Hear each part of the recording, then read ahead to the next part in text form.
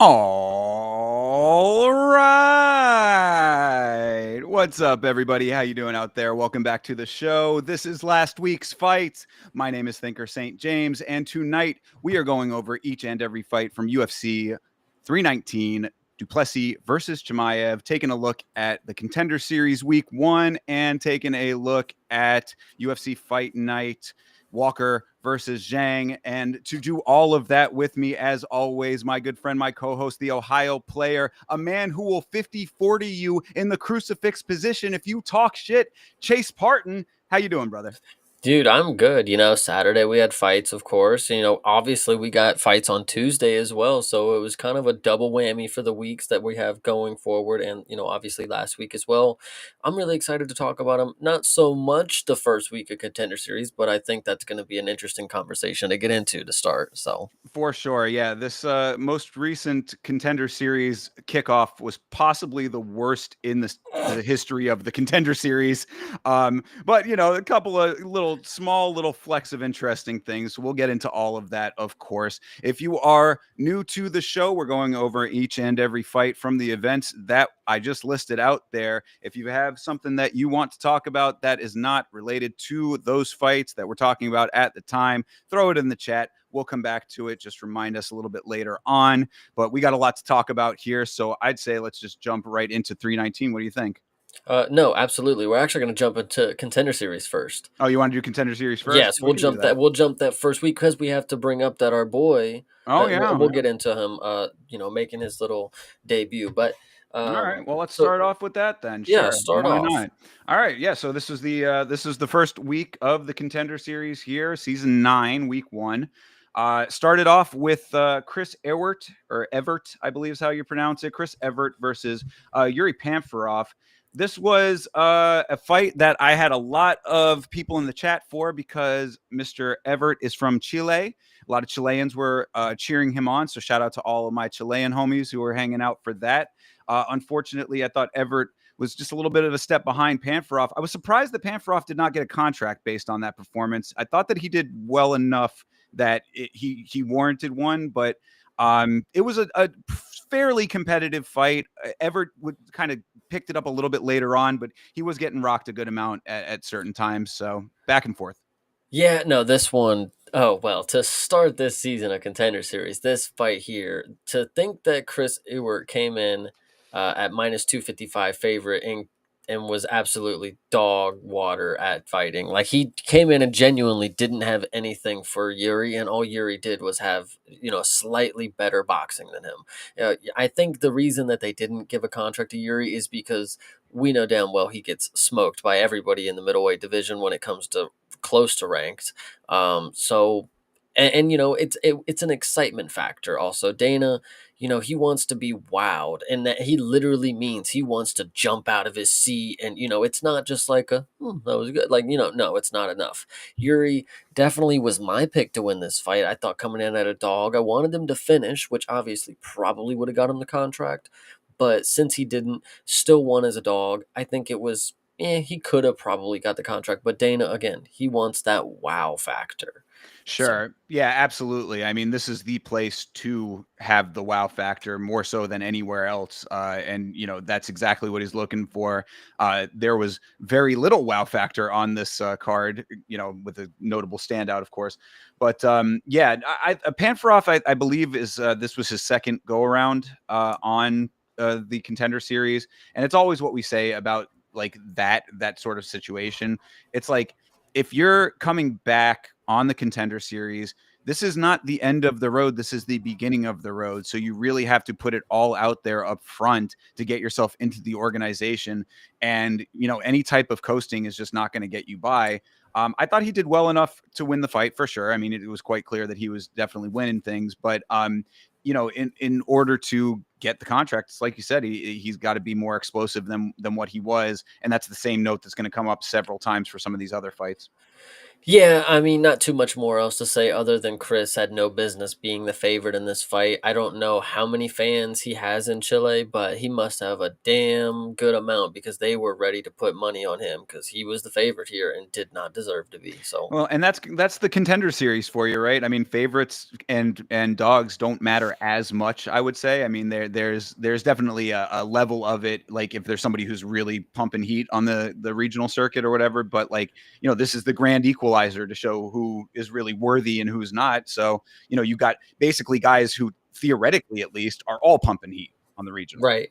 No, yeah, I absolutely agree. But, Contender Series is that weird spot where you could have somebody who's 7-0 and they could be, potential is out the roof, but then you could also have someone 7-0 who is not going to make it very far at what they do. So, Yeah, exactly. It's all about who they're fighting, where they're fighting, all of those factors. So, all right. So that was that one.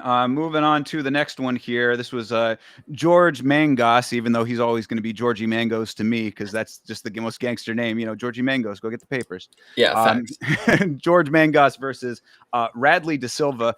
De Silva, Mr. Capoeira, did zero capoeira in this fight. Was very grindy. Mangos was. He's a grappler, wrestler guy so he wanted to do a lot of that. I guess De Silva wanted to prove that he was better at it, but that just ended up being a very like long BJJ match, basically, is what this felt like. Yeah, this is one of those fights that was just one long round because the same thing happened every round. And I'll give it to you, like it was interesting to see Mangos do his little grappling and trying to get out of it and squirming all over the place. But at a certain point, did nobody teach him how to sprawl, like to actually stop the takedown? Like the getting out of the takedown. That is crucial to the game plan because every time you're on your mat, on your back on the mat. And I think what's also hilarious about this matchup, considering what we saw in the main event for Saturday, is this is a common winning method. You can land 5 strikes throughout a 3-round 15-minute bout and you can win a fight by unanimous decision. This is the problem right now. I'm glad, this dude won the fight, right? And then got in this post-fight interview and was talking, really, really good about himself. Like, if I just beat the number one featherweight in Australia, does that make me the number one featherweight in Australia? And it's really funny that Dana looked at dead him in the face through the camera, whatever you want to say, wherever he's at, and said, "You fucking suck. You're not good. And if you think that's what you do on Contender Series, you're wrong, and you need to go back home." And I think what's also funny is like this is the dude that led to a speech of Dana saying, "If you think this is how you perform on the Contender Series, cancel the plane ticket. Do not come." And I Right. think that is awesome, and that's what this dude deserved. I'm not gonna lie. Yeah, and I mean, I don't mean to harp on it, but the dude was doing all kinds of spinny capoeira stuff in his promo package. I'm like, okay, maybe we're going to see something exciting here, something entertaining. Not a single lick of it. I mean, I'm talking zero. The 5 strikes, none of which were capoeira related. Mm-mm. So yeah, it's like, if you come in there with a flashy style, show the fucking flash off a little bit. I mean, like that would have been at least like in a fight like that where you are dealing with so much grappling on the other side, like that would have been the thing that could have set you apart, is to be like, well, the flashier guy. You negate all of that, you get a couple of cool little windmill kicks off or whatever. Like he just didn't do any of that. I genuinely think that it's deeper for Dana that now because like you sold yourself as like this creative capoeira, the dance fighting style guy, and you come out and wrestle. He's got to be thinking like, you tricked me. Like you literally didn't even attempt to do what the fun creativeness is. You just wanted to be boring, and it actually won is what the craziest part is. So Right. starting the Contender Series off was not good with these first two ones. I'll tell Yeah, you that. exactly. This was one back to back two fights. You're like, oh god, this is the Contender Series this year. That's not great. It sucks too because I'm all at work telling people, man, Tuesdays, you guys got to be ready. Contender Series is what you're missing. The Ultimate Fighter, nobody cares about, but this right here, prime time, you need to tune in. And if anybody did and they watched these first two fights, they're gonna hate me, and I'm sure they do already. Yeah, that is a funny note too. Like, coming into this, I love the Contender Series so much generally, not knowing how this was going to be. So I was in such a great mood. I was all, amped up. I'm like, yes, the Contender Series is starting. We got this. We got the Ultimate Fighter after this because it was, back to back for the last episode of the Ultimate Fighter. And thankfully, the Ultimate Fighter fight kind of did save it a little bit. And this one we'll talk about here now. But yeah, this was not a great start. So let's get into the only one that was really any major noteworthy fight of the first week of the Contender Series. This was Biesinger Chimaev versus Murtaza Talla. Biesinger, of course, came out and essentially just kicked Talla in the stomach, and that was about it. Listen, no, we gotta talk. I gotta talk about it on the podcast. It's Sure. not even that he just landed a teep, right? It's not even. It was the lightest kick that you've ever seen in your life, and I have never seen a grown man scream at the top of his lungs like that. No, but dude, listen. You are a professional fighter. You have to be trained to get kicked in the body parts that are applicable to be like obviously if you get kicked in the back or something like okay maybe scream if it hits your spine but like dude you got kicked in the stomach literally everybody gets kicked in the stomach probably every single fight at this point. I don't get how just like listen everybody's like let me kick you in the stomach just yeah okay guys I'm not a professional fighter that's the difference. I would scream like that and you would think that's normal. But if he screams like that, you should not think that is normal. I'm just letting you know that dude got kicked in the stomach with probably one of the most harmless teeps that I've seen in a long time and fell to his knees screaming at the top of his lungs. It was Well, genuinely impressive. yeah, and I mean, two notes here. One is that it wasn't even liver side, so like this was literally just a kick to the breadbasket that did that to him. So yeah, that should show you like how not about this life this guy potentially is. That's number one. And you're talking about taking shots to the body. It's funny. I'm actually at the point of editing our review of the Smashing Machine right now, and at a point in there, little preview for anybody who didn't see the live version of the review. But I talk about body conditioning because there's a portion where you'll see like one of the fighters has like this huge bruise on his side, basically a lot of redness on his side from getting hit in the body. And I talk about how like conditioning was different back then. Conditioning is very different now, so you have to condition now. So this guy should have been conditioned now. It's crazy because like I have started to watch the one fights and you guys know this so Muay Thai knees are very common kicks to the body kicks to the stomach knees everything like that are very common and these guys will tank through them because in my mind it makes me believe oh well you can condition enough where like eventually you'll just start eating them and they can rack up but like you just don't give a fuck this dude clearly has never been kicked in the stomach before because to listen if you are at home listening to this right now if you've ever seen the cartoon Tom and Jerry that is the dude he screamed like Tom got the fucking anvil dropped on his tail or something dude it was crazy hilarious I Yeah. swear. Well, so that is the case here. It was pretty much one and done with the kick there. What's up? No, I would also like to note is so Sursakayev finished this fight, went into his post fight speech saying that he wanted to be on this this Saturday's card, which was last Saturday, of course, and that was 4 days away. His wish was evidently granted because he did end up performing on Saturday's card. So we will talk about him again here in just a little bit, but it was a great performance. Although we knew this dude was after that, I mean, you can't believe that he fought top of the competition on Contender Series. Like, so there was definitely some doubt going into the next one, but we'll continue later. For sure, yeah. So he did want to fight on 319. He is a training partner of Khamzat Chimaev. So, Khamzat in the main event, him on the undercard there. His wish was granted and made the quickest turnaround from Contender Series to fighting in the organization in history. So that is something to note, I guess. The last thing to note is if you know ball, you would know that Hamzat holds the record for the quickest turnaround of finishes in UFC history, which it's somehow 5 days or something like that because they did a card on Wednesday or something. Whatever I don't know if five is actually, that's probably not right. But either way, Hamzat holds the record. Now his buddy jumps from Contender Series to the UFC in 4 days. I mean, that's a pretty cool camp right there. They're breaking records, but Yeah. it is what it is. Absolutely. So, good on him for getting the win there, and we'll talk about his fight at 319 in a minute. Let's move on to the next one on the Contender Series here. This was Ty Miller versus Jimmy Drago.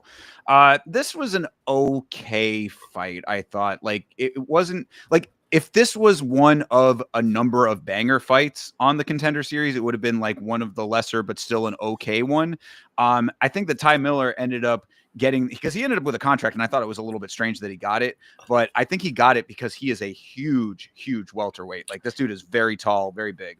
I can tell you the short and sweet answer of why he got it is, well, probably unanimous decision. I mean, he definitely styled on this dude for 3 rounds, and any other person is probably going to drop to those punches. It's probably what they're presumably saying. But Dana White and his Latin Americans going to the PI, he loves it. I can tell you, you can watch any of the past performances. He loves sending them to the PI. He always gives them the speech. The one to know, the Juliana, what's her name? The Ninja Ferret, excuse me. She's like, whatever, how super young or whatever. He was like, what, you're going to be in the UFC, but for now, go to the PI, and when you're ready, you'll be there. It's like, dude, you're not giving people contracts, but you are telling them like they're going to be there. And this guy got a contract, thankfully to him, because that was very favorable, because I think it probably does have to do with 30-20. Like, he definitely won every single round convincingly. The size probably has to do with it, but like, he lived up to expectations. As a favorite, he came in and did what he was supposed to do. Maybe in another world, he drops him. There were some pretty good strikes. Yeah, I guess. I mean, it certainly was not one that I was like, oh man, definitely give him a contract. But I wasn't mad about it or anything. Like, it wasn't like, oh, he certainly did not deserve it. I just didn't think he was going to get it. But I'm like DC when it comes to like my criteria here. Like, I'm also like Dana with that. Like you show me like something spectacular. Like, I want to be wowed as well. That's why I don't do any research on the Contender Series before I watch these fights, is so that I have the ability to come in completely fresh and be wowed. So Yeah. when I see a fight like that, that was like run of the mill, any organization, anytime, anywhere kind of fight that I was just like, okay, I mean, it's fine. Again, whatever, he can get in there. Maybe he'll do better, when he gets in there. But I don't know. I mean, the competition only gets steeper. Who At knows? welterweight, especially. I mean, come Yeah, on. for sure, exactly. So, whatever. Congratulations to Ty Miller. That was about it. Really, he did his thing, and Probably has then something to do with his age too. I mean, you can always use uh, up and coming. I know. Sorry, I just wanted to add that line. Up oh and yeah, coming yeah, no, prospects to welterweight. Like other than with Pooley, what was the guy's name? Yuri at the oh beginning. Panfrov, yeah. He's like older. Ty Miller, at least it's like, okay, young welterweight. He's skinny. He could maybe even bulk up to middleweight eventually.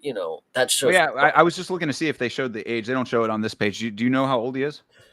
Oh, I can tell you in just 2 seconds. He is 25. So 25. All right. Yeah. So, definitely time to continue to grow and evolve and all that stuff. nickname Thriller, by the way. Thriller Okay. Miller makes Yeah, sense, I suppose. it Uh, definitely wasn't a thriller, but I'd we'll say say, didn't live up to it, but at least it rhymes. yeah. All right, and then for the featured bout of this, now they made a big point on the broadcast to say that this is not a main event. This is a featured bout because there is no main event on the Contender Series. Everybody's trying to get a contract. That is a good distinction to make here because this was possibly the worst featured bout of all time. This was a comical fight here. This is Ilian Buafia versus Nemius Santana. I think I want to know who was crying about the distinction. Who was out there mad that we kept calling it a Contender Series main event? Like, because it's the top of the card, yo. Like it's the main event, you know. Like it's the end, you know. But if people were really backstage, no, no, no. It's a featured bout. Go on TV and you make sure everybody at home stops calling it a main. Like who actually gave a shit? Like I really would like to know that. But Well, yes, I'm glad they said it for this though, because this does not deserve to be called a main event. I would also like to agree that this was not a main event, but saying it before this matchup, it could have been a banger, and I still would have said the same thing. But either way, this matchup right here, one of the goofiest, because you have this 7 foot, not 7 foot, sorry, he's like 6'4", French guy, right? Yes, and we're thinking this dude's going to be a monster. Well, he comes in, goes to the mat immediately. I believe it was off of something goofy, like he threw a kick and slipped, I believe, and then he ends up on the bottom, and then Santana blatantly with 100% intention headbutts him. Okay, the match gets stopped. We're like, whoa, whoa, what are you doing? What are you doing? Get the ref in here, make sure he's okay. Um, and somebody wanted to know, I forget who it was, but somebody was noting that somebody in the crowd, Dana said it, somebody in the crowd was yelling at Ilian to get up, and he eventually did. I don't know why Dana made that point, but it was really funny to note that he wasn't going to get up until probably his fucking brother or something in the crowd started yelling.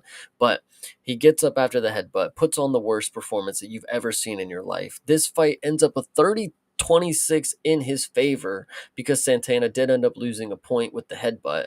But what is absolutely insanity is that he won all the rounds after the headbutt, and and that's just insanity. I don't know what Well, happened yeah. here. So, I mean, that all happened early on, and then like it shifted the whole dynamic of the fight because Buafia, the Frenchman here, was essentially scared to engage, is what it seemed like after that. I guess between the headbutt and feeling the power of Santana, he was trying to stay on the outside. He wasn't trying to engage, and so Santana is in there and he's showboating and he's yelling, he's pulling the Mike Breed and he's barking at him and all this, but doing nothing. So Hmm. it's like, dude, you are doing a whole lot of sound and fury signifying nothing over here. You're yelling and screaming with no action behind it. So it was this weird display. It was almost like surreal to watch the second 2 rounds of this fight. So yeah, Buafia ends up winning these rounds essentially off of inactivity from his opponent, but he wasn't very active himself.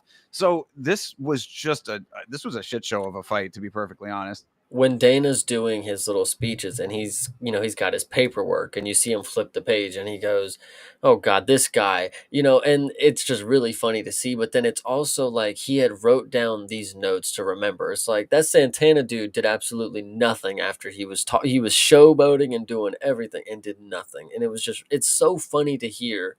This is the dude that oversees everything. Like this is the owner, whatever you want to say, the chairman, whatever you want to give him the title of. He is the man, and he is basically telling you, you are not it. You're not going to be in my promotion. Go back, and you're not even probably going to get another chance with the way that you came in here. The Yeah. fact that he didn't get disqualified was nuts. Even if the dude was able to continue, I just would like to say, like, Oh, sure. why Yeah. didn't you just get disqualified? That's crazy. Right, with the blatantness of the headbutt, absolutely. But yeah, it's not only just that he's saying that you suck in the fight like this. He's telling you like get the fuck out of here. Like Mhm. he's like you like he's angry about it, and that like which is in contrast to watching Santana go in there and bark and like be hyped, and as they're reading off the scorecards, he's all proud of himself and all that. It's like, dude, I don't know where this overinflated sense of self came from after that performance where you quite clearly fouled your opponent, got lucky that the fight continued, and then lost the other rounds due to you just dancing on the outside doing your little interpretive dance shit. So like it was, yeah, this whole fight was very, very odd. It was a weird way to cap off a not great start to the Contender Series this year. And neither of them got contracts. So yeah, I mean, just to recap, the contract winners were Ty Miller, Bison Chimaev, and I believe That's that's it. it. Yeah, that was it. Just the two of them. So 2 contracts on this one. One more deserved than the other, and we move on to week 2. Hopefully, better off than this week. Yeah, we can definitely hope for the best. Yeah, exactly. So there's your rundown of week 1. We'll be back for week 2, and like I said, hopefully it'll be a better affair going forward. But that's that. Let's move on to the meat and potatoes here. We had a pay-per-view or premium event. We're gonna have to start calling those. UFC 319 was Duplessis versus Chimaev. This took place at the United Center in Chicago, Illinois, where you don't go unless you check in with Bilal Muhammad, if you're not aware. But I digress. A lot of cancellations on this card. We were supposed to get Rodrigo Ceznando versus Daniil Danchenko for the Ultimate Fighter finals at the welterweight division. Yes. Yes, welterweight they were fighting. We were supposed to get that fight. That fight got canceled. Brian Battle versus Nursultan Ruziboev also got canceled because Brian Battle missed weight by 4 pounds. So a couple cancellations there, but otherwise, what did you think of this card, sir? I think this card, I think we're going to have to look back and really get into the nitty gritty of it before I give a full honest opinion on it. But I think looking back, this was a little brutal. This one wasn't my favorite pay-per-view premium event. This one was not something like, even going into it, there was a lot of hype. Like, people were really talking about this main event. And that's really what you talk about when you go into these ones. You can't talk, sometimes you'll talk about the cards and like, this is a pretty stacked card, but the main event is really what's driving home the entirety of it. And this was a really like questionable moment. Like, what's really going to happen in this main event? So I thought the idea of that carried this card, but at the end of it, we'll have to go through it because I think I'm still a little, I don't know. Yeah, I feel you on that. To your point, it was nice to hear people excited about a card. It feels like we've had a little dip in that for a couple of events where the hardcore fans are going to be excited about most of these cards regardless, but like the average person is not going to care as much. Just a little while ago, shout out to my dude at the vape shop who asked, he knows that I'm a fight fan. We talk about fights very, very infrequently, but he knows that I'm into them. And he had asked me, "Oh, did you see the fights?" And he was talking about Hamzat and all that. So I was like, okay, this obviously got out a little bit past the average person. So that was something that I felt good about. We actually had some hype around this. A lot of people were asking in the watch-alongs for previous weeks, who do you think is going to win and this and that. So I appreciated that this generated interest and, gave people something to look forward to. The card itself, I thought was pretty good overall. A couple little snags here and there, and we'll talk about the main event, obviously. So let's get into the fights themselves here. Actually, before we jump into it, I want to give a mention to the 4 people in attendance that were watching this card of ringside. We have Mark Kerr, Mark Coleman, Bass Rutten, and there was another one. I didn't know the last guy's name. I forget it at this point. But either way, I wanted to bring them up because in lieu of the Smashing Machine movie that is dropping in October, we got some commercials throughout the night that were giving more to what the movie is going to be about. And I would just like to tell you up front, the commercials basically are showing you the scenes from the documentary you've watched. And I think it's just going to be a retelling of that. Like, I don't think this is like let's go to Mark Kerr and let's get like a more, in-depth, him looking back at the story, and let's get a recap of what he, kind of remembers. This is like, we're going to watch the documentary and we're just going to recreate every one of those scenes. Like, that's basically what it felt. Because I saw like 2 or 3 where it was like shot for shot. Like, you could see the dude's friend sitting there crying with him in the hospital bed, crazy. And then they actually brought up on commentary, they're like, I don't know if you guys saw, but The Rock looks just like Mark Kerr on there. I'm like, wow, we really all do live the same life, So Yeah, no, I specifically, I've been doing my absolute best to stay away from anything related to the upcoming film, so I go in as fresh as possible. So when I saw that they were playing clips, I specifically diverted my attention to the chat. Plug your ears, close your eyes. Pretty much, yeah. I kind of, I cast my gaze elsewhere.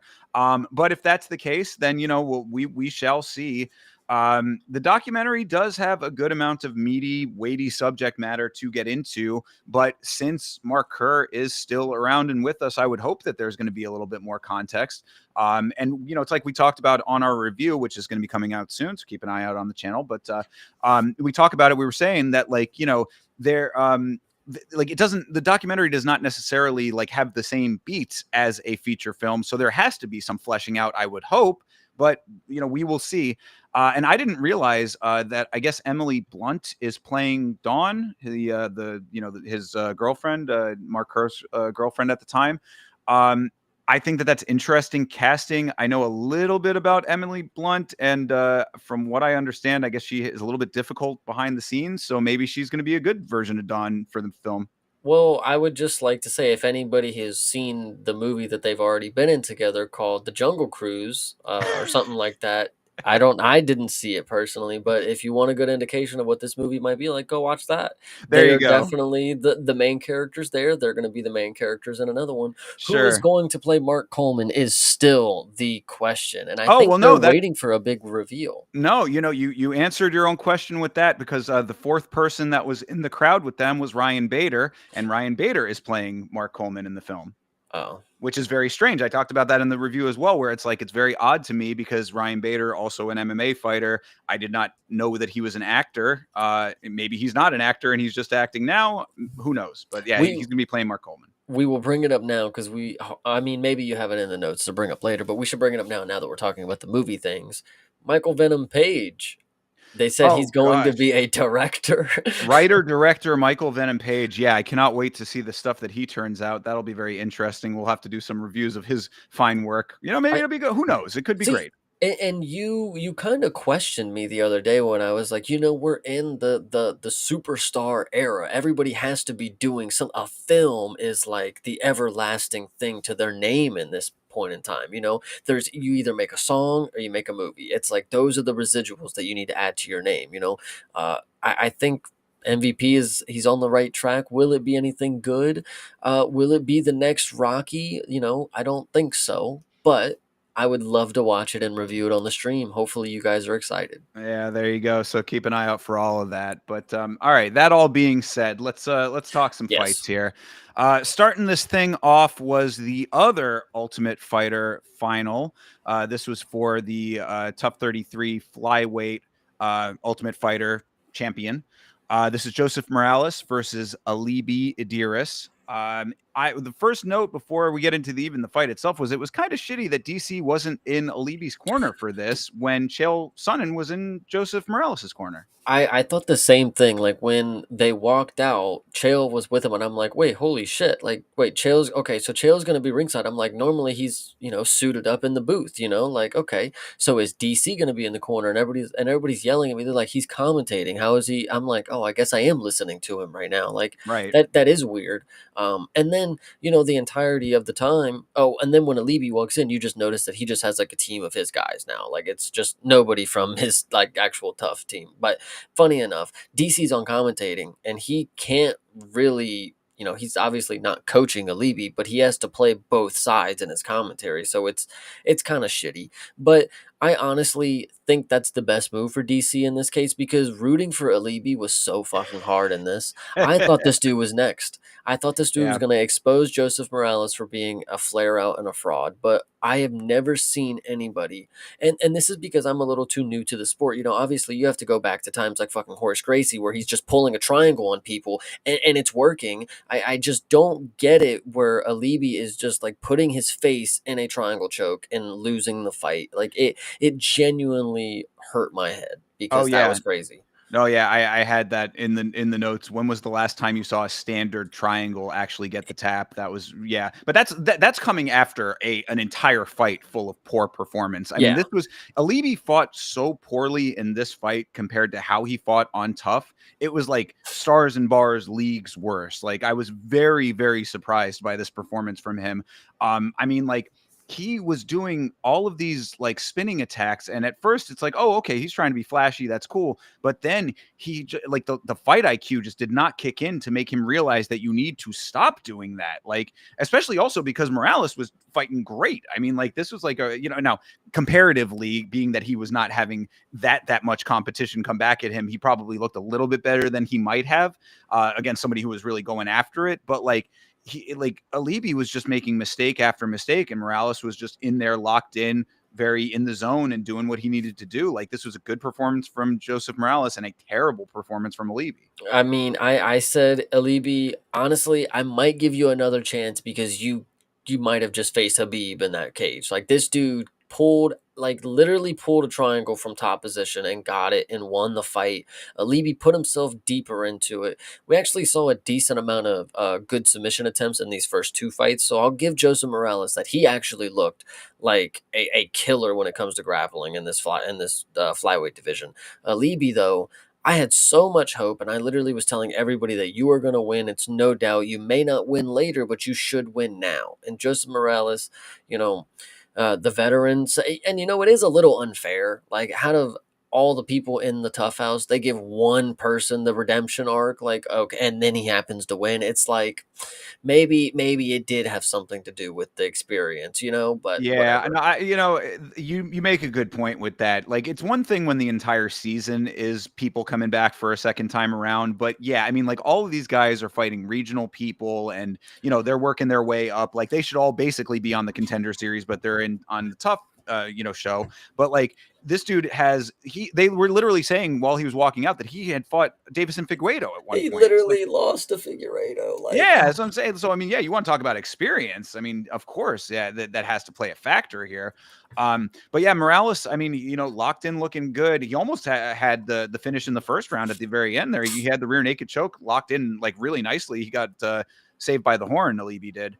yeah, Um, and his dumbass is like putting the thumbs up to the camera, like Alibi in the fucking choke. Like, dude, how yeah, about you worry about the choke? There's still 4 seconds left. Like, yeah, for sure. Yeah, your thumbs up to the camera until your hands are limp by your sides. But yeah, Morales, just really nice pressure a lot of this fight. He kept pushing forward. Alibi tried to keep some distance with the teeps early on, but pushed through all of those. He had a nice backpack at one point. Morales ended up letting that go, but then he stayed with the control while Alibi was like rolling through, which I was like, that's veteran move right there. You want to talk about Mhm. the experience gap, like when Alibi was trying to like break free and like do like kind of a jerking, explosive motion to get the hands broken, Morales just stayed right with it, kept his hands on him, kept control. I was like, nice. Then that second round turns the striking up. Trio of body shots end up hurting Alibi, and that's when he went for the final spinning back fist. And I was like, "Bro, you are done for." That's when I knew. I was like, "No way!" Like, there's nothing there. That was a desperation move and the wrong one. Mhm. And yeah, and then Morales was just able to get him on the ground and got the triangle in there. Make or miss league sometimes. You see this move work in the co-main event, but Alibi, it was not your day to have the spinning elbow work for you. You just threw it one too many times. And we saw that throughout your entirety of your tough run. That's literally one of your favorite moves to rely on is just spam spinning attacks until it doesn't work. And then when they shoot, throw a knee, which he did land on Joseph. And it was a good, clean knee, but Morales just took him down after it. So it didn't even matter. So Yeah, yeah. So I mean, Joseph Morales, Jomo, as I was calling him, he's the ultimate fighter. So congratulations. I genuinely didn't even think about it until I said it. Like, bro, that is such bullshit. Like, he literally he has been in the UFC already. He fought the champ of flyweight. Yeah, he got knocked out by him, but like, come on. And he wins too. Like, if he would have lost or came up, second place, like, I wouldn't have said shit about it. I wouldn't have cared. But it's the fact that he won. Like, are you fucking for real? Like, yeah, no wonder he fucking beat the dude who's never fought at the UFC level. Like, whatever. Yeah, yeah. Well, I mean, this could be one where Alibi will end up getting another shot at it. Like I always think about that now when it comes to tough. Like, who are the guys that are still going to get in the organization even if they don't win? I tell you, Arishan Maman, he's gonna be in the UFC, Well, there might be different reasons for that, but yeah. I mean, that he's not terrible though. I thought he was actually pretty decent. So and he broke his hand. I mean, Nathan Fletcher, same deal, break his leg and sure. compete. Yeah, so a couple of the guys might end up in it, and we still have to see who's going to win out of Rodrigo and Daniil. So We actually that didn't even get to talk about that. We should talk about real quick that Daniil left a gunshot wound in Matt Dixon's head, which eventually ended the fight. So that was a pretty good performance. And then, yeah, I'm sure. excited to see the finale for that one. Yeah, absolutely. Although Daniil, he's my dark horse Ukrainian king who I've been rooting for on this show, but I was not super happy with some of those illegal strikes that he was landing because a couple of those back of the head shots were legitimately back of the head. So, rein that in a little bit, but he did do pretty good against Matt Dixon, and now he's going up against Rodrigo. So, we'll see when they actually reschedule that fight, but that will be the ultimate or the other ultimate fighter finale fight, and whoever wins that will be crowned the Ultimate Fighter, and then we can leave this season in the past. Yeah, I'm sure this has happened before where the finals haven't happened on the same card, but I just feel like it's such a weird thing. It just sucks that we didn't wrap up tough in one night kind of deal. So, Yeah, it is what it is with injuries and stuff, but yeah. we'll get there. They'll definitely do that fight, so just keep an eye out for it, and then you'll hear it that it'll be announced as the Ultimate Fighter finale, and be like, oh yeah, Yeah, one of those right. kind of deals. So, all right, well, yeah, shout out to Joseph Morales, the Ultimate Fighter, and back in the UFC for a second stint. Right. All right, moving on here. Karine Silva versus Diani Barbosa. Now, I know that you had some opinions about this one, and so did I. Silva is a fighting nerd now, so maybe there's some more credence here, and we'll talk about another fighting nerd adjacent person a little bit later on, and some reasons why I'll be bringing that up. But just a note at the beginning of this thing, what did you think of this fight?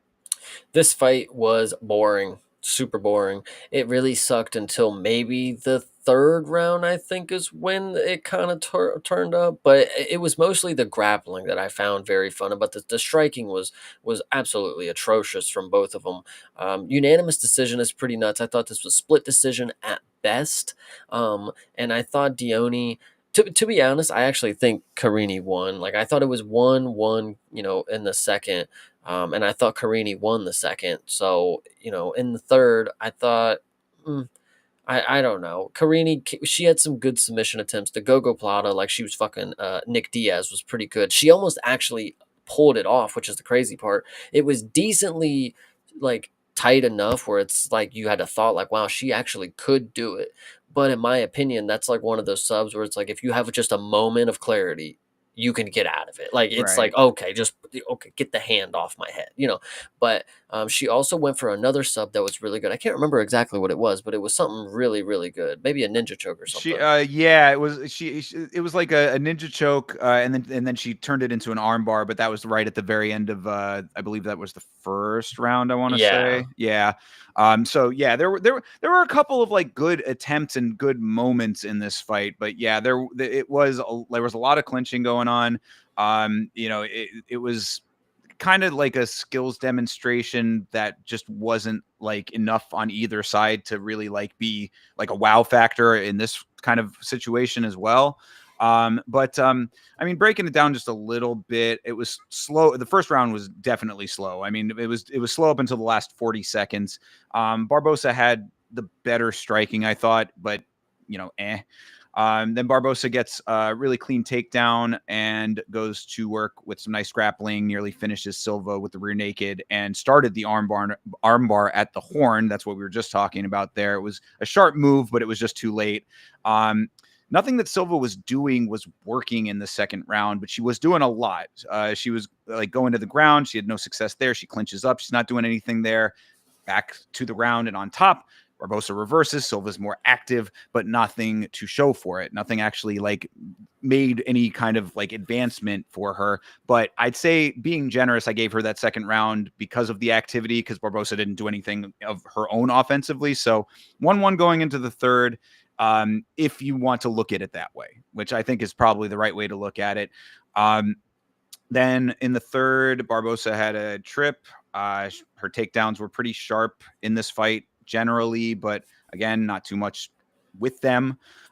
Silva nearly gets the guillotine in the third, but doesn't. Barbosa didn't really do too much to swing that third round. So UD 29-28 for Silva.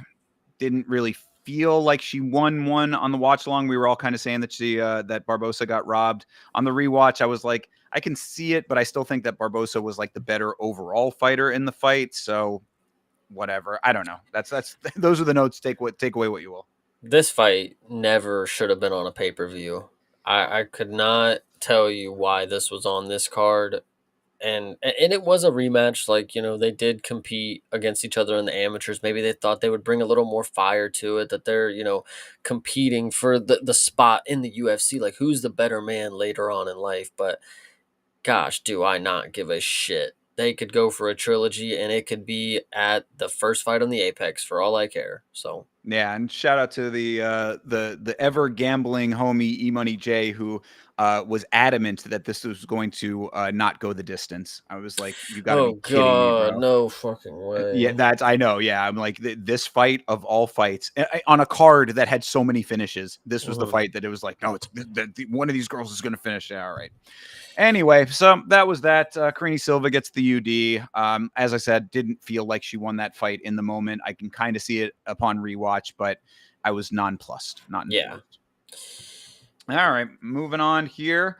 The other early prelim fight, Edson Barbosa versus Drakkar Klose.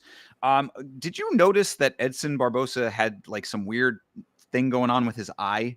He's always had that. I Is that actually, okay? yeah. I mean, it's just like a lazy eye. I mean, I think But it's it just looked worse than that, though. It looked like he had pink eye or something like that. It looked like he was like agitated on that one eye a little bit more than usual. Everybody in the chat was noticing it. I don't know if maybe that is just normal, but just wanted to point it out in case it was something more. I think in most of the pictures I've always said like something he looks like his eyes just a little off there and whatever it is I actually think when you watch this fight it actually becomes apparent that there might be something wrong with his eye because he just doesn't know how to pick up punches on the right side of his face anymore.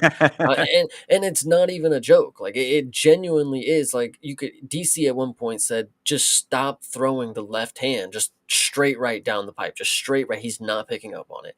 And I don't know what it is about Barbosa and why he, you know, it's kind of interesting. You have like front runners who will have a good first round and then they slow down and they do nothing the next two. It's like Edson Barbosa has like a decent first round, shit second round, shit third round, but then he'll turn it up a little bit in the third at the end. And it's like, why aren't you doing any of this like gritty, hard nosed kind of fighting earlier? You're letting Drakkar Close like bully you. This dude did a cartwheel kick before the dude on Contender Series who's trained capoeira his whole life. Like, I don't know. It's nuts that Barbosa somehow loses the fights that on the feet too. Like Drakkar Close wrestles him and gets him down and controls him. Sure, I buy it. But Mhm. losing on the feet to Drakkar Close, like, are you kidding? Edson Barbosa, are you kidding me? That is just actually to note. I didn't even notice this was at lightweight, by the way. Edson normally is at 45, so I don't know why I didn't notice that he's going against Drakkar Close, but whatever. Yeah. Well, I mean, I thought that this was another pretty close one. I thought that this was closer to being a petty theft than the previous fight. I gave Edson the first and third, but I mean, the first round was very pointy. Just a lot of touches on both sides, kind of thing. Just kind of a feel out, but there was like more power on it than straight feel out. So I don't know. I mean, Close didn't really get much major offense off. Edson good with the kicks as he always is, but the more there really was not a lot of impactful damage on either side. So I did give Edson that first round. I liked the close range shots for Close on the cage at the start of the second round, and I thought that he had a good resurgence.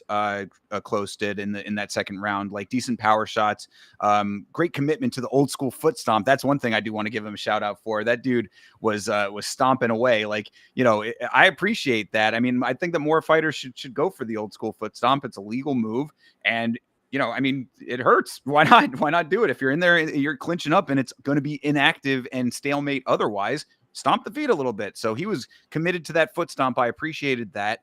I felt like Close was like either holding back or just didn't have the will to throw in the third round. I mean, he did a little bit here and there, but like Barbosa does have crazy cardio for a 39-year-old guy. So he kept the consistency going. And then, yeah, the cartwheel kick was just a strange thing, an odd little cap off to a, kind of a lackluster fight. But yeah, 29-28 to Drakkar Close didn't feel right to me. I gave Edson that first and third and felt like it was a little bit of a petty theft. Yeah. I don't agree that it was, petty theft. I thought split decision was what I was going into this thinking was possible. I thought Drakkar by split would have been better. But Barbosa really just didn't put up a fight that warranted winning any of the rounds that he didn't is what I would go ahead and say. He really just got beat up. His last couple performances, man, he just really just gets his ass whooped. Like golly. And it's not that he just loses the scoring. Like, dude, he wears damage bad. Like, he gets his eyes swollen, his nose busted, he's bleeding, he can't see. There's a lot of different things that go into the fights with him. And it's just, if you are somebody that is consistently wanting to win money on Edson Barbosa, you have to understand that he is not he is a tank when it comes to heart, but like his body wears that damage. You cannot be betting against him to win these rounds, because as soon as he gets busted, that round is down the drain. So Yeah, and I mean, look, 39 years old, even with good cardio, it's probably, the conversation is going to have to start happening at some point for him, especially with the losses creeping up more and more lately. He's, a long-time fighter, has been in the organization for many, many years at this point, and he can still put on a competitive fight, but, time comes for us all, kind of thing. So mhm. probably the conversation is going to be starting around Edson Barbosa sooner than later. Even though I did think that this was his fight to an extent, but I just felt that Close was just sluggish throughout this fight. That was my big note, is that like Jakar Close, he's not necessarily like the fastest guy to begin with, but like when the speed differential is like very noticeable because of how fast Edson still is, like it definitely felt like he was one step behind, even though the power was more on his side. Mhm. Yeah, I mean, that's just always how he's gonna be. Sad to say. I mean, he's one of these lightweights that they got a different type of style than the creativeness and the explosiveness of someone like, again, Yoel Alvarez, who obviously already beat him. And lightweight has a lot of killers, and Drakkar Close just feels like he's in an old man's kind of game for being, he's not too far into his career, but that's because he's not as active. And that's probably why he doesn't have like that quick step to his game, is because he's never really shaken the ring rust off. He's always battling it, and he's always got a lot of injuries going on. It is true. Yeah, I was saying that the major detriment to Close is his inactivity. So hopefully he starts turning that around. I think that they were talking about that on commentary, saying that he wants to be more active now, and that's all well and good that you say that. So be consistent and be in there more often, and then we'll get a better impression, and maybe you'll have a little bit more. You'll be a little bit more at ease in there, so Yeah, you can kind of move a little bit more fluidly. 100%. All right. Well, win for Drakkar Close is what it is. All right, moving on here. Chase Hooper versus Alexander Hernandez. Man, this was a tough one. We were both pulling for Chase Hooper, saying that this would be the nice fight for him to get a finish. Well, looks like Hernandez gets the last laugh on getting a finish here. I feel bad for Chase because, we all love him. He is a fan favorite. But this fight, as much as I said on Monday, whatever I said about Chase getting a finish, I mean, sure, but this is the one fight that I came around to saying, I'm going to be wrong about this. I do not like Alexander Hernandez too much, but he is always, and I mean always, the person that is throwing the wrench in the parlays, and he knows how to win fights. And I thought he was going to be able to come around and win this fight by split decision. I thought this was my other split decision call. Did I think that he was going to knock Chase Hooper flat on his fucking ass with 2 seconds left in the round? No, I did not think that ever. I'm not going to say I respect the power of Hernandez, because I've even said plenty of times Chase Hooper's striking is not where it needed to be. There's just too many times where I've seen him lackadaisical. Even when he dropped Borishev, he was just throwing a shot out there that just happened to land. And, it surprised him. He was, holy shit. He needed to come out here with a little more confidence and, be more locked in. Like, bro, I know you're ready for the fight to go to the ground, and you're going to use your grappling, and that's where you're going to stand out, even if your striking is not there. But in this case, you should specifically understand that is the problem with that game style, because the ref can step in at any point. Because I do agree, it was a little early. Mhm. Chase was rolling. He was rolling through. He was going to be ready for the bell to end kind of deal. But Right.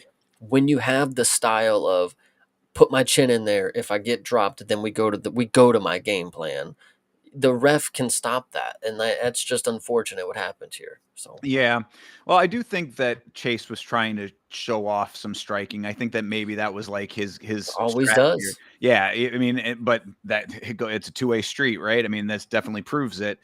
He did start strong, I thought. I mean, he had some nice ranged kicks. Spinning back fist lands, oblique kick was there too. I was like, okay, the stand up is not looking terrible. And Hernandez was pretty slow to throw at first, so it gave Chase the ability to get some of those attacks off, even though Hernandez was like very active on his feet. He was moving around a whole lot, so Chase was having to actually pick the shots and time them well. So I was like, this is looking okay for Chase right now on the feet. Then he went for a single leg, but just abandoned it. And I was like, okay, maybe he definitely wants to stay on the feet, because why did you not commit to that when you had the single leg? Like, I mean, he had it in his hands, backed him up to the cage, and then just let it go. I was like, all right, so he definitely wants to stand, I would suppose, because that's the only reason why somebody who's a wrestler of his caliber would just abandon it outright. But he did that. Hooper was up on the strikes. The round felt pretty and I mean, not like close, but it was somewhat close as it neared the end. Because Hernandez was landing a couple of shots with some decent power. But it was like neck and neck ish.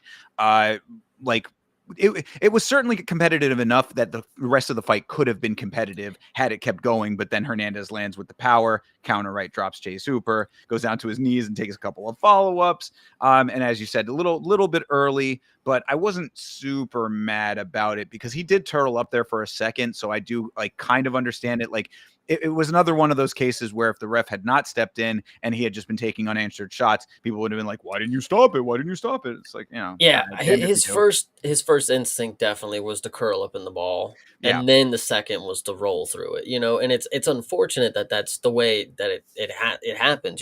In those split moments, you're thinking, I gotta defend myself. What's the best way? And unfortunately, defending yourself and the ref stepping in, those coincide. Those neck and neck right there. So it's unfortunate to see what happens to Chase Hooper, and it sucks that. I've been sitting here preaching. If Chase Hooper would have just watched last week's fights, he would understand that I have been preaching for him to just step up his game in the striking and not show it, not show off and come out here and strike with people that probably have the power to knock you out, but just like, tighten the game up to where you can lead the dance, be defensive enough to when then you can get to where you're good, the grappling. But like, you wanted to do this whole fucking you got dropped, dude. You got dropped, and it Yeah, sucks, I man. think that part of the problem with Chase Hooper's striking is that he doesn't have enough power in his striking to command respect. Because that's something that I sort of noticed in this fight. I mean, now Hernandez, we were talking about how he's pretty durable, so it's like he's going to be able to weather like decent striking attacks. But like if Chase Hooper had that power in his hands to gain that respect, then maybe he would have had success later because Hernandez might not have been as in his face in close range to get the shots that he wanted and then land that really nice one. But like, he throws in decent volume and they're not the worst strikes, but they're just not the kind of strikes that like turn the head to the point where it's like, oh shoot, I need to adjust my strategy now to counteract what I'm getting from him. So, when you're not commanding that respect with your hands and your feet, the guy's going to be like, okay, well, I can take two more of that. I can take three more of those to go in there and get what I want. And that's pretty much what Hernandez did. Like Chase was reaching for a shot. Let that fly by my head. I can get out of the way of that. Boom, land what I need to land. Down he goes. Yeah, this is unfortunately another case of a jujitsu nerd just getting what has coming to him when it comes to joining mixed martial arts. I love Chase, man, and he really can be good, but once again, and it's unfortunate that I'm going to say this after a loss because it just looks like I'm hating now and obviously pointing out the major flaw that we saw in this one instance. Work on the striking, man. The defense, tighten up the defense, dude. You got to take a shot. Yeah, you got to be able to take a shot. Yes. But like if you would have been in better position to take the shot, it would have been a different story. You were trying to evade too much chin in the air, and we know this is a proven method to get just dropped on your ass. Like I know it's very comfortable. You're tall. You think he's out of reach, but then boom, he's not. When that third punch comes, it's not about the 1-2. It's about him stepping with the two and then coming around with another shot. Like it always catches him. I don't know, man. It's just unfortunate, Chase. You gotta be more careful, dude. Jeez. Yeah, pretty much. I mean, still, it's like it's crazy to keep saying like, oh, he's still young, he still has time to improve. I mean, the guy is 16-4 now, 16-4-1. So it's like, the improvements need to start here. I mean, Hmm. the losses are still low enough that it's not going to be like major detriments, but you get knocked out. I mean, this starts to affect the physiology. Like, you're trending in a bad direction if this kind of or you're trending in a bad direction if these kind of notes keep coming out of us. So Hmm. like these are the things that need like quicker addressing than anything else. Like address the major problems, and then you can always like that, you always can fall back on the things you're good at. That's the great part about being so skilled in the wrestling and grappling department, is that when things aren't going your way on the feet, as long as you don't get knocked out, you always have an opportunity on the ground. Like as long as you can get the guy down, there's always going to be something for you down there. But like you have to address the bigger problems first. It's like the when you're in the airplane, you got to put the mask on, you first before you can help others. Like you need to make the first major addressing happen, and then you can figure out the rest of everything else. Now, Chase, before we move on, I know Thinker said to fall back on what you're good at, but I want you to understand that we do not mean to just pull guard in your next matchup. Just do not do that. You have been very good, very active without going to fucking pull guard. So just don't do that. And I think you're going to be good, but tighten up the boxing defense, man. Yeah, and don't necessarily go for calf slicers unless you're very confident you're going to finish it. True. There you go. So yeah, I mean, but on the other side, shout out to Alexander Hernandez. I don't think either of us thought he was going to be able to knock him out. So Oh fuck! That money was probably good on somebody's pocket. yeah. That one guy who thought, yeah, he's gonna do it. Oh Just yeah. Yeah, absolutely. So, he got the job done. And I mean, I think that this is just going to be a continuation of a very long checkerboard career for Hernandez. It's the only thing that I see. I mean, unless he and starts Hooper. yeah, sad to say. But as far as Hernandez goes, like unless he starts putting together like a legitimate win streak, I just think it's going to be back and forth candy cane. The good thing that you said right there is a legitimate win streak is because the wins that he's been racking up lately have all been a little scandalous by the Right. judging. This one right here, you have nothing to say. Yes, this is a win on the board right here. He knocked Chase Hooper out a little early, but saved by the bell in best case scenario. So Sure. So there you go. All right. Next one up here is Jessica Andrade versus Lupi Godinez. I want to start this off by saying shout out to the chat from the watch along, because they set me straight. I was not paying as close attention to this fight as I should have been. I felt like after the fact that, like going back and rewatching it, I recognize all of the things that I was not picking up on the first two rounds. So when I had said on the watch along that I thought that Andrade won, I was incorrect about that. This is why I always go back and rewatch these fights. So that being said, what do you think, Chase? I mean, I think everybody in your chat needs to fucking take a chill pill because if you guys were seriously paying attention to this with the fucking microscopes out, this fight right here probably made you want to pull your teeth out as well. This is so boring from Jessica Andrade. Like, I don't know how either because she really just has the marauder style. She just walks in chin up and just throws punches. And like, genuinely, I do love to see it. Loopy, I love to see win, but I don't know. Something was off in this performance. Loopy looked very good on the feet, but something about shooting 14 takedowns on Jessica Andrade and only getting one is absolutely ridiculous. What happened to Loopy being a wrestler and now she's a striker who can't even, you know, one punch was all Loopy needed to do in this fight was to like earn respect that, Jessica just you can't walk in with your chin up.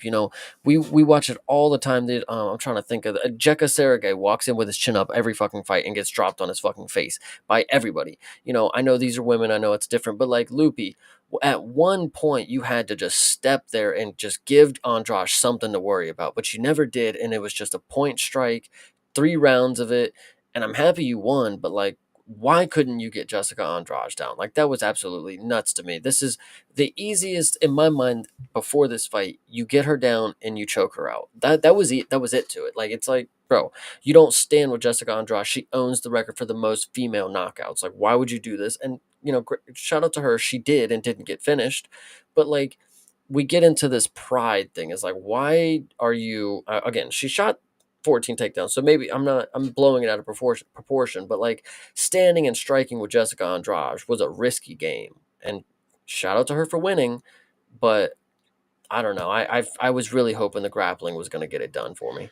Well, I mean, I guess that is one of those risky gambles that like a lot of people seem to be comfortable taking nowadays, because I really do think this was another example of a fighter saying like, yeah, I'm known for being able to take everybody down, but I really wanted to show off my striking ability, and like against a former champion. So that does look good. I mean, when you say it out like that and you get the win, but yeah, it's definitely risky.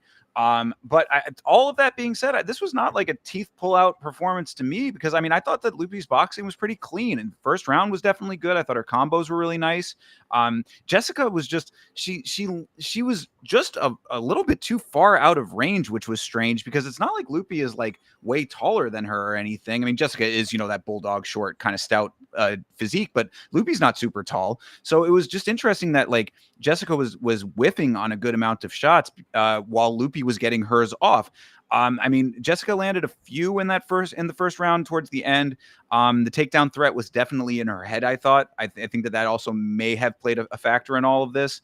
But first round went to Lupi pretty easily.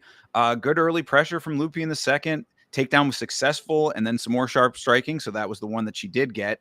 Andrade was throwing with a lot of power, but not connecting until the third. Lupi was at the right range and with a steady and measured pace, I thought. So like all of these things are trending right for Lupi, and it wasn't until the third round that Andrade finally started to put the pieces together and land some of those power shots, opened Lupi's eye up a little bit there, but by then it was just too little too late. So I mean, this is like a half and half, not exactly a handshake agreement, but it's like if Lupi is at the right range and she's throwing with the right consistency and landing her combos, and Jessica is out of range, not landing her shots, this is what it is. This is what you get. It sucks because again, Loopy is one of the people that I really want to root for, and she did look good in her striking, fine. She did not get the grappling, fine. But this is a performance that the organization is giving you because they want to make a name for you. Like they're giving you somebody who's they have the legacy. It's like beating Andrade is really good, but they want something better than that. They don't want you to just beat her. They can give anybody a performance that's just going to win. They wanted you to come out here and prove why you should be top of the division. You're going to take her down, you're going to choke her out, you're going to ground and pound, whatever you want to say. You were supposed to finish her and get her out of here. And that's what all the people who are facing these vets are supposed to do. You're supposed to get them out of their position. You're supposed to, eat or be eaten. And I think Loopy just did not, and she just does not have that killer instinct. She's just really a coast to decision kind of girl. And that's fair. She does win. She did win. And, shout out her. She's been in the UFC for hella, so whatever. So Yeah, I mean, and that was going to be my counterpoint. Is it's like, yeah, whether or not they wanted to finish is kind of whatever, but at the same time, she did get a UD win over a former champion, so the mission was accomplished. If that's, we were talking last week about this being a nice feather in the cap for the record.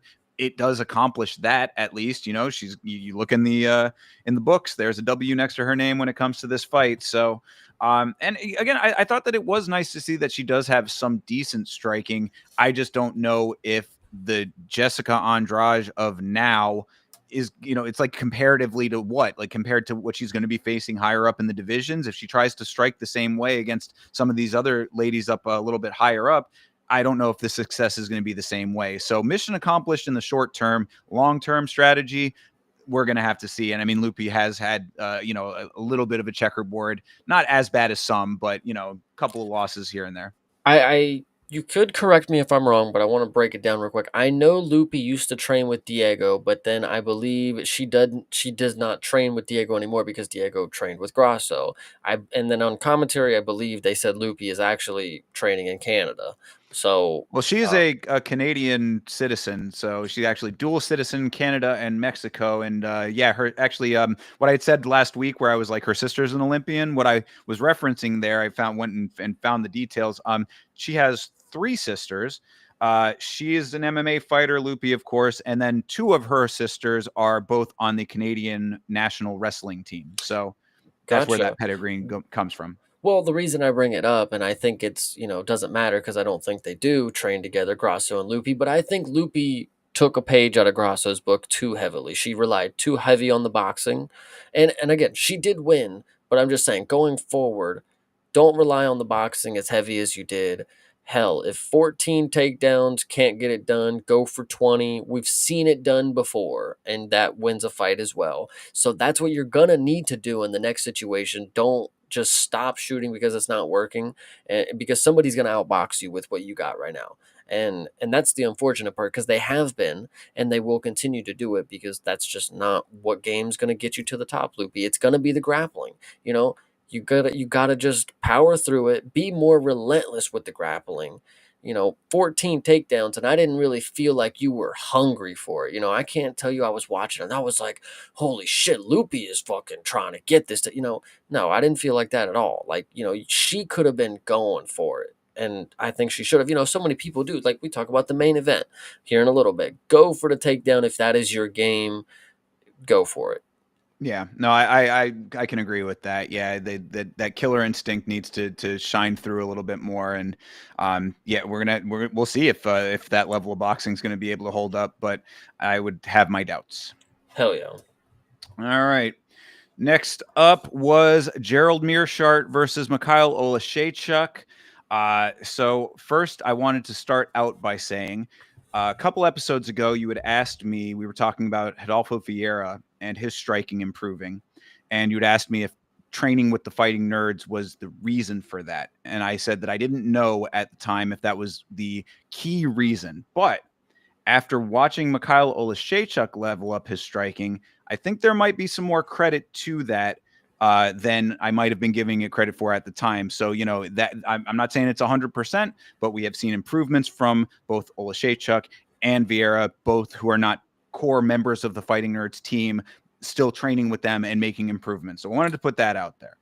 Second point, and I'll let you go is Gerald Mearshart fought terribly in this fight. So putting that out there, that yes, you're going to look a lot better striking when your opponent is dead bugging on his back constantly and not looking like he wants to be in the fight, period. I think what I'm going to ride on, and even me, I'm not the biggest person to talk about Southpaw versus Orthodox, right? I think what is just key to note is before and I'm actually not even sure if Gerald is, Southpaw or Orthodox. If I can find that out while I talk about it real quick, I will. But before last fight with Cedric Dumas, Mikhail Olashechuk, and shout out to FanDuel's Fun Facts, he was, in his last 5 fights against Orthodox opponents, he had knocked them all out in the first round. And going into this fight, if Gerald Mearshart is another person that's an Orthodox fighter, he actually is a southpaw. So maybe I'm a little wrong here, but I would just like to say they're giving him favorable matchups to knock out. That Mikhail Olashechuk is somebody that is decent when it comes to his striking, and I think they maybe are playing a little onto the Nerds resurgence kind of deal, like, wow, the Nerds can bring him back kind of deal. So they're going to give him somebody like Gerald Mearshart, who we know fights like he's underwater. I don't know how we continuously forget that he is in a dream when he steps into that cage, because he has noodle arms and he doesn't know how to throw punches and he doesn't know how to get his hands like actually to where his face. It's ridiculously bad. And then you get somebody who's like mid-level journeyman at best, but does represent a region that we need people to represent in the sport. Give him a matchup where he's going to finish him. And that's exactly what he did. So shout out to Olashechuk. Well, I mean, I think that there's a little bit of your haterism of the Nerds still bubbling up beneath the surface with this assessment, but I'm not disagreeing. So I think that the credit goes to goes to the Nerds, guys. Shout out to a round of applause to the Fighting Nerds. You got lucky with that pause. I want to try to readjust. I don't think that the credit goes 100% to Olashechuk in this fight, as much as I do think that it was Mearshart really just not looking like he wanted to be there. I mean, see, the fight starts off. This is a 1-round fight. Starts off Mearshart just telegraphing the takedown attempts.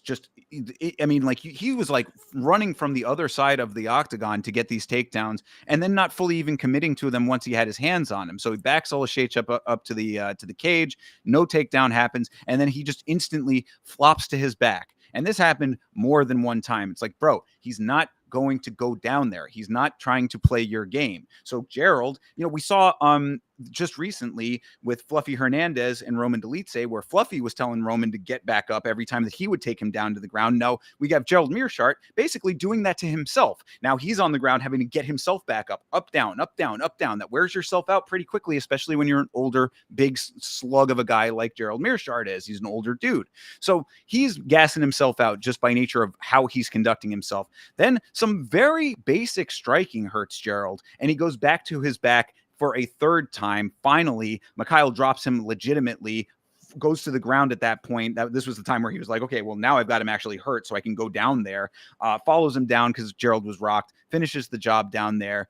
So Mikhail makes some improvements to his striking, perhaps, but this was all GM3's. Like all of the negative aspects are on his side of the coin. And it hurts my feelings. I do like the guy, he's like one of those kind of like gritty old dudes, but like he just was not there in this fight. And if this is the level of competition that he has in him currently, that he should not be fighting, period. I think what is most interesting about this fight is actually what happened before it, and it's on the commentary. They made a note that Mikhail Olajaychuk's brother is going to be on the Contender Series about weeks 5 or 6, is what I think they said it Yeah, was. sometime in September. I did hear that as well. So good call there. Yeah, he actually, I don't know how the contracts actually work for Contender Series, but the fighter, the roster update, roster tracker does add them to the roster. So it's probably just like a one fight TV deal kind of deal, because the brother was added to the roster like yesterday. So he's ready to go. They're ready to put him on. And is he a fighting nerd? We do not know. So Interesting. Yes, I guess we will find out when his episode comes up here, when his week is upon us. But in the meantime, Mikhail Olashechuk gets himself back into the win column. He was coming off a win, I want to say. I don't remember, but yes, Cedricus Dumas. Yeah. oh, right. Yeah, the Dumas. So, yeah, I mean, they might be trying to keep him around with a couple of fights that are somewhat favorable based on what we're seeing here. Yeah, Dumas. I mean, Dumas looked absolutely terrible in that fight, too. So he's coming off of 2 fights where his opponents were really looking bad. So it does not necessarily give me great confidence that if he goes up against somebody who's like going to be a killer, we've seen him against killers and we've seen what they've done to him. So he's leveling back off to stay around. The dude is 21-9, so it's like he's definitely been around for a long time. They're kind of keeping him afloat. He needs to rack up some like legitimate wins against hungry opponents who are a little bit more on the same competition range as him, like in the fight itself. Maybe then I'll start putting a little bit more faith in him. But right now, another win. Congratulations, I guess. Give him Bo Nickel. Fuck it. There you go. All right. We'll see if that might be something. There might be something to that. But we'll have to see what version of Bo comes back. You know what I mean? And then it would be, how crazy would that be though if Bo comes back, and he's also like a broken man now after his loss, and Olashechuk just walks away with another easy win. Anyway, can't wait. I can't wait for it. I digress on that. Either way, Olashechuk gets the win, so good on him. But we'll see what happens going forward. Hell yeah. All right, and your final prelim here. Yeah, before we get to this prelim, yes. I want to shout everybody out. Of course, TJF came in early. Appreciate you, my man.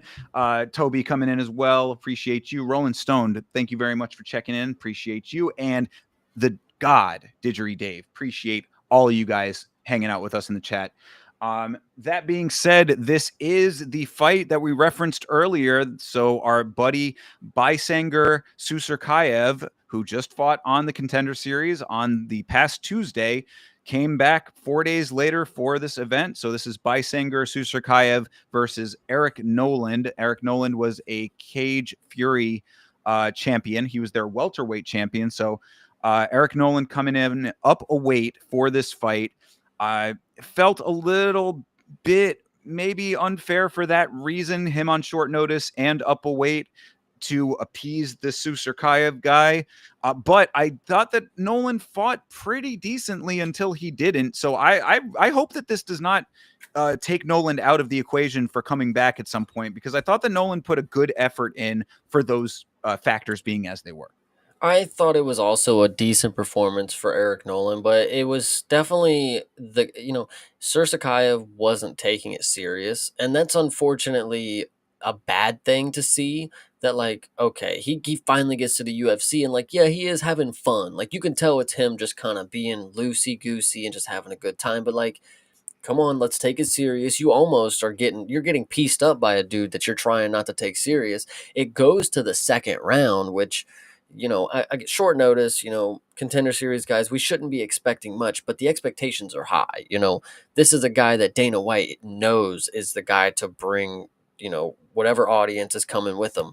And he comes out here and he's goofing off in the first round. Now, I will say, to goof off and then to end up still winning the fight, not by a knockout, is very impressive because he's not even a submission guy, but he eventually just got the submission. And I thought, good for him. He knows when time has to come. Like, okay, I've been fucking around too much. Even if I can't get the knockout, I'm going to rip his head off. And that's, But how give it much to him. was it that, or was it just that he got in the right position at the right time, kind of by nature of the fight going there?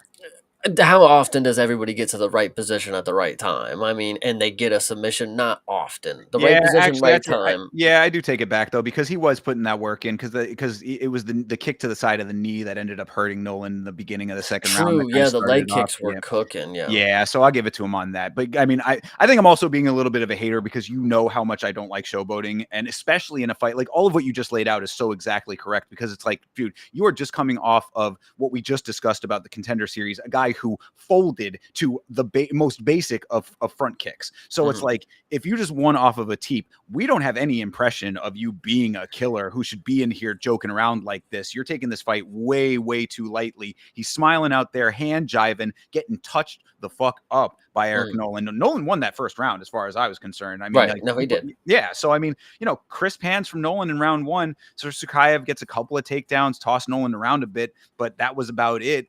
I liked how Nolan was fighting, and then the leg kicks were the start in the second round that kind of swung the tide. So I can't be too mad at him because he did make that happen. I'm just saying that you got a guy who is a welterweight going up a weight on short notice, and that's how you take him. If you take any of the middleweights above that, actual middleweights in the organization who are seasoned, you take it. Gutierrez. That somebody in the chat actually had said that that's the matchup to make. I was like, that would be fantastic because yeah, Gautier would be fucking taking this dude's head off for real. So I mean, all I'm saying is, I don't appreciate that. Like, you have to earn that level of showboating to me. Like, the only person that I can think of off the top of my head who actually like earned it was Cody Garbrandt against Dominic Cruz because he was cooking so hard in that fight. But like even that sort of bothered me. So I don't know. We'll talk about somebody later that has also earned, I think, the showboating to his game, and I think that's MVP, and we'll talk about him in a I'll little I'll bit. give you that one too. That's another good example. Yeah, I was just kind of going off quick, Yeah, but yeah, yeah. yeah, no, you're right there. I would agree with that. But my point in saying all of that is that it's like there's a level that you have to be at with that to make it's at least from the fan perspective to be like have us on your side with that. At least for me, how I look at fighting. So I was not liking the way he was conducting himself early in this fight, but got those kicks to the side of the knee, hit the nerve, all that kind of stuff. Ended up doing what he needed to do on the back, got the rear naked. So congratulations to Sukayev. He did the damn thing. Yeah, I would like to see how active he plans to actually be. That would be really cool. And if for some reason this is going to be the catalyst that makes Hamzat become an active champion, I would love for him to just continue tag team in the cards. For a while, Diego Lopez and Alex Pereira, they were on cards for a good amount of time together. We had a good little stretch with them. So I'd like to see some buddy pal stuff here with them. So Chechnya, let's go. Yeah, I mean, hopefully something's going to keep our new champion active, but we'll talk about that. Yeah, but look, easy feed, I would say, for Hamzat's little buddy here. I really do hope that Eric Nolan is able to get another shot because I do think that under the right circumstances that he looked like he could be dangerous. Get him a full camp down at his actual weight class. He is a champion, in a regional organization, so there's precedent for that. I would like to see Eric Nolan come back. We see some of these guys who come in like I don't know. There needs to be like a name for those kind of guys, like the walrus guy and Jobbers. yeah, I guess Jobbers is kind of like sort of that. But like there are a couple of them that you want to evolve past that. So yeah, I guess maybe Jobbers is sort of accurate, but like he would be one of them that I was like, man, he should get another shot at being a little bit more than that. See, but the problem is with somebody like Eric Nolan, when you look at his record, it's like, yeah, he should get one more shot. Like, there's no reason to sign a multiple fight deal contract, because if he loses that first one, all right, he's 8-5. Like, and then Yeah. what? All right. I didn't realize all that. Fair, but yeah, I give at least give him that one more. Is all I'm saying. Give him Yeah, the one more to give him the shot on a clean slate. Like I said, natural, not natural weight, but his native weight class and with a full camp. At least give him that, and then if he loses that, then yeah, goodbye. yeah, 100%. And he's just going to end up being another Mark Choinsky, or Right. any of these other guys that have a chin and somehow show promise in 2 minutes that they have. So Yeah, exactly. So we'll see about that. Hopefully he gets that shot. But when it was just on the Contender series, I coined the nickname for Susakayev. I was calling him M Bisinger. Like M Bison from Street Fighter, and I like that nickname. But now I don't know if I want to call him that because I don't know if I like him so much. Sursakayev's a pretty. I think that has some aura to it. And then when he has his sunglasses on, he's got some aura. Yeah, well, and I mean, speaking of war, I don't want to dwell too much on this any longer. But did you hear about the whole thing with the watch? Oh my god. What? Yeah. So I mean, I didn't. I guess he was wearing like a really expensive watch. That's the whole That's deal. literally all it was, and people were like, "Holy shit, he got more expensive watch on the Trachis to Plessis." I don't care. Like, all right. Yeah. I mean, I guess it is questionable how he has all that money, but who knows? Maybe he's a crypto investor or something. Yeah, but like watches, man, collecting watches. What? I know. Yeah. It's fucking throwing money out the window. But anyway. All right. So, yeah, congratulations to Sarkayev. We'll see him back, obviously, and see what he can do against some, more legitimate competition. Yeah, 100%. All right, starting off main card here. This was one that I was very happy about in the end, but man, this was a weird fight to watch. This was Kai Asakura versus Tim Elliott. Tim Elliott saw Dricus on this card and said, "You think that shit's awkward? Watch what I can do." And he put on the most awkward performance. This dude's style is, we've talked about awkward styles. I guess Tim Elliott just kind of flew under the radar for everybody, but I don't think that I've ever seen anybody quite as awkward as Tim Elliott. He's on another plane of existence. And I'm not trying to sit here and disagree with you, because Tim Elliott does have a style that is awkward, and it's unorthodox is what I would actually classify it as. But in this performance, I would say this was the least. I'm trying to think. I mean, he was putting on his Dom Cruz impersonation for this fight. That's all that I saw in this. It wasn't like an original Tim Elliott. Like, he was literally just trying to do the Dom Cruz little in and out, the shuffle. Like, that's all he was doing in this. And Nah. No, I don't think so, man. I mean, not with he holds his hands out there down like this, like where he's like, he looks like an old. I said that he looks did like an Dom old. Cruz block his face?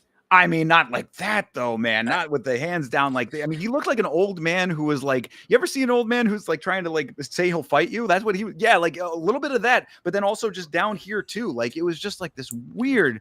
I don't. Like, I've never seen anything quite like it. I mean, even Dom Cruz does like with not like this. I mean, okay, sure.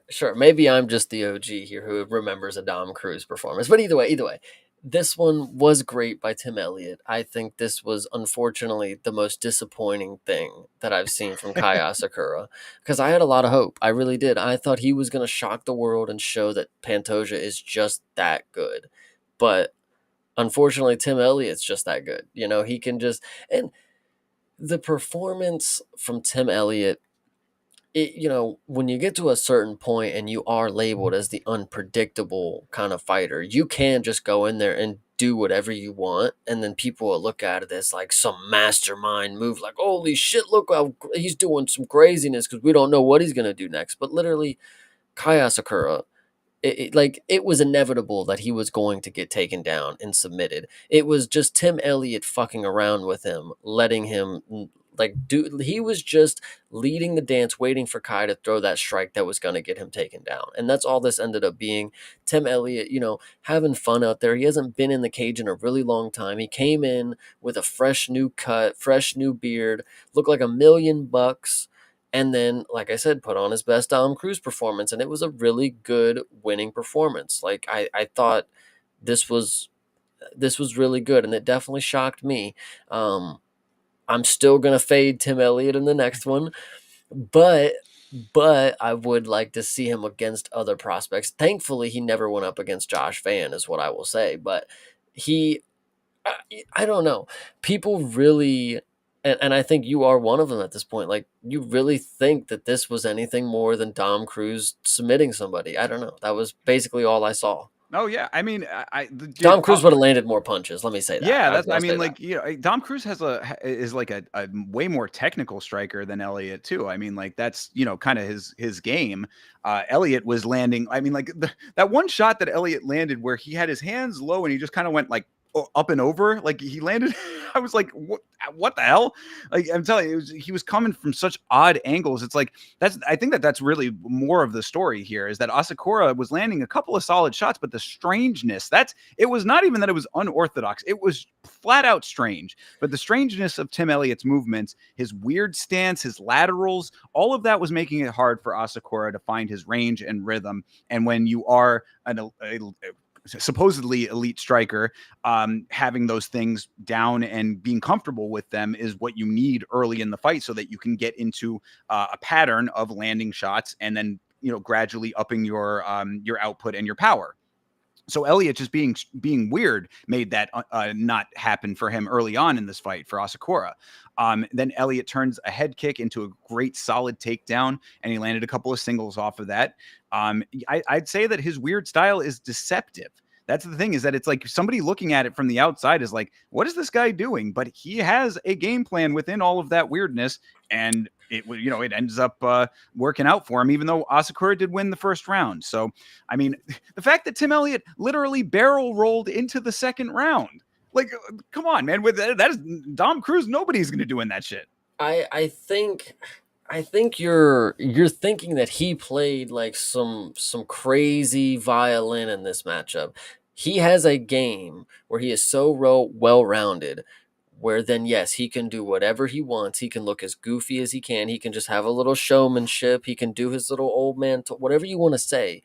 It's not some crazy chess match that he's doing. It is just him doing what he wants, because when whatever opening opens, he is able to take advantage of it because he has the ability in every facets of the game. And when you are somebody who has been around that long and takes the game that serious, you can have moments like that. And against somebody who's inexperienced at the top of this level, it is what it is. Kai Sakura was the one who really let us down here. Tim Elliott goes out here and gets finished by somebody who's actually a good prospect, and he looks like the idiot that he is for dancing around in the ring. But, it is what it is. Well, I mean, look, I think we're both saying the same thing in different ways, kind of, because I think that if you have a style that is as weird as Tim Elliott's and you can find the openings, then you get the openings. And yeah, it is a little bit risky against somebody who's going to be a little bit more technical and be able to push through all of that. But Asakura wasn't that. So a win's a win's a win over here. And the submission was nice. I mean, like, you got to keep that in mind too. Like the takedown was actually two of them. Tim gets one takedown, Asakura gets back up, then Tim gets a second takedown with like a really nice up and over double leg. Like he really showed that Asakura does not have ground game at all, and that's a big glaring hole in this guy's game. Especially at flyweight where there are such good grapplers. Like, you're going to get taken down, brother. You got to be able to figure that out. But he couldn't do it. So Asakura leaves his neck open. Tim snatches for the mounted guillotine, so quick and effective. Right before the end of the round, Tim gets that tap. That's what you're going to get out of a veteran like Tim Elliott, and that's what you're going to get out of most of the flyweight division. So Asakura, whether or not you had success in Ryzen, bro, UFC is a whole different beast over here, and your mixed martial arts are not mixed enough. Yep, I 100% agree. I thought Kai was going to shock the world, and he did not. Yeah, and he definitely killed a lot of parlays, as the homie Toby is saying here. Yeah, that was a note I was seeing going around a lot of places online. A lot of parlays ruined on this one, understandably so. Last note that I would have about it is just that on the human level, Tim Elliott is a great dude. He's just a really, really solid, good person. I'm very glad that he got this win. I was very glad to hear that he got custody of his daughter. I don't want to go into all of his personal life stuff, but if you know the story behind all of that, you'll know that he went through some really bad personal relationship stuff. So I'm glad he's in a better place now. Tim Elliott is one of the good guys. He's saying, even when I lose, I win because I'm doing what I love. I was like, man, prayer hands up to Tim Elliott, because he is just a solid human being, and I'm always happy to see him win. Yeah, hell yeah, that is pretty poetic. I like that. True. All right. Well, farther on down the main card here, Jared Cannonier versus Michael Venom Page.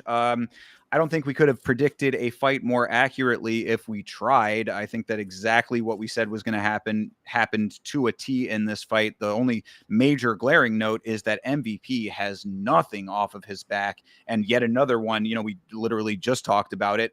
And with Asakura, it's like if you cannot get back up, brother, this game is going to be very difficult for you, even if you are MVP level of striking. Yeah, but luckily for MVP that he can win 2 rounds against just about anybody right now. Yeah, So that's the other side of the coin. You make a good point. yeah, so if he gets 5, I mean, it'll be interesting to see. But where he's at in his career, and I think actually it might be some sort of good maneuverability on MVP's part. He's keeping the door open for 70. Therefore, he's not going to climb high enough in either one of those divisions to be a 5 round fighting kind of guy. Therefore, I can just keep racking up easy 2 round wins, because I'm just going to point strike, take the first round where they're going to be trying to feel me out, but I'm already in the zone. I'm already left, right, up and about. Win round 1, round 2 comes and he's, doing his thing still. And then the other person finally gets going, but it's way too late. And then if they get the takedown in the third, he can just stall it out. He's won the first 2 rounds. It's not a perfect game plan, but MVP is somebody that we know what we're going to get out of him at this point. He's going to come in here. He's going to do the point striking. He's going to showboat. He's going to have a good time. He's going to make your favorite fighter frustrated. And it's going to really show what they're about. Like Jared's actually a very composed fighter. Like Kevin Holland got frustrated very easily in the matchup with MVP. Jared got dropped. They didn't even give him one, but he got dropped twice, if you want to call it. The second one was more of a shove down, but he got dropped and didn't lose confidence. He knew that eventually I'm going to get a hold of him, and then we're going to go to the ground, and then it's going to be ugly. But MVP, massive for welterweight, massive for middleweight, fast as ever.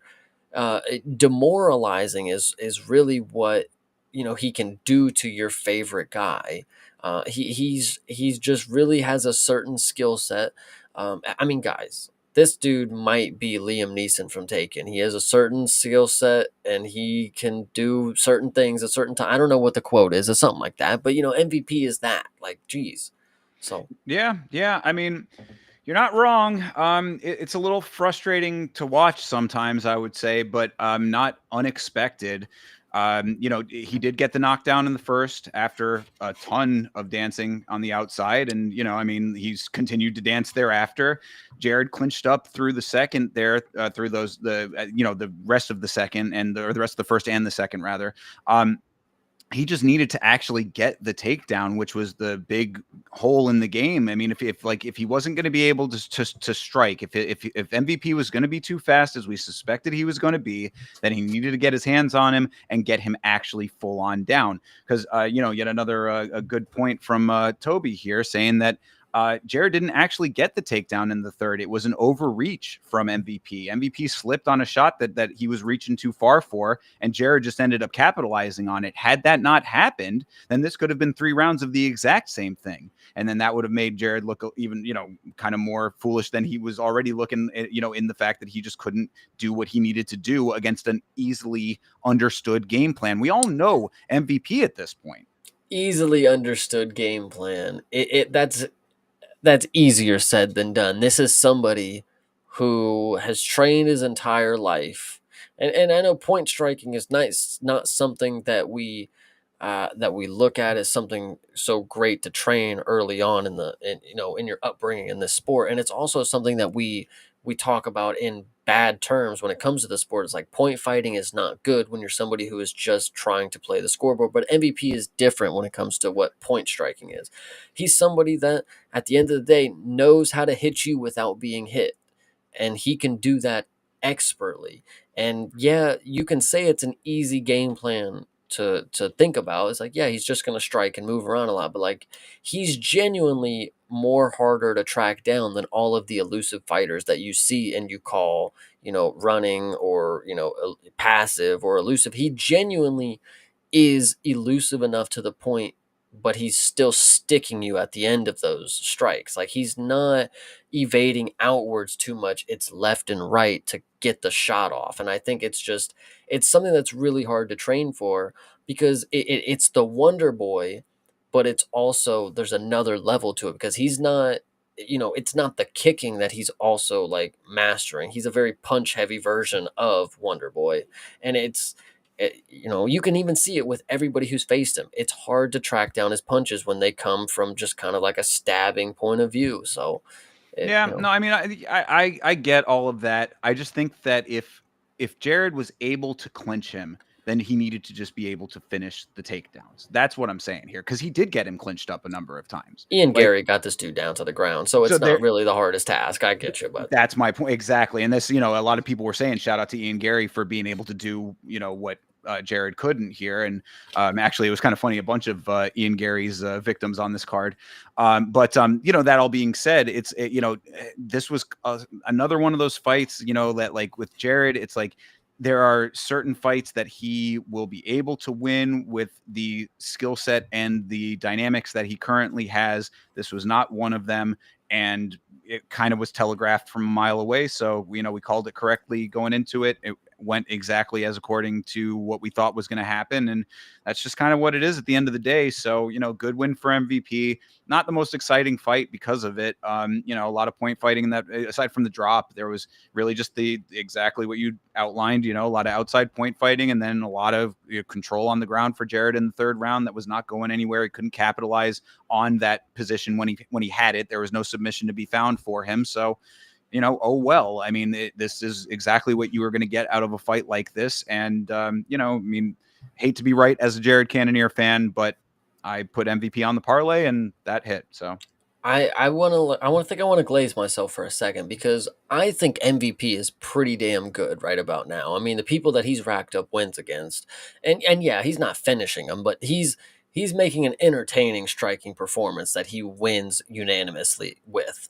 and that's impressive enough.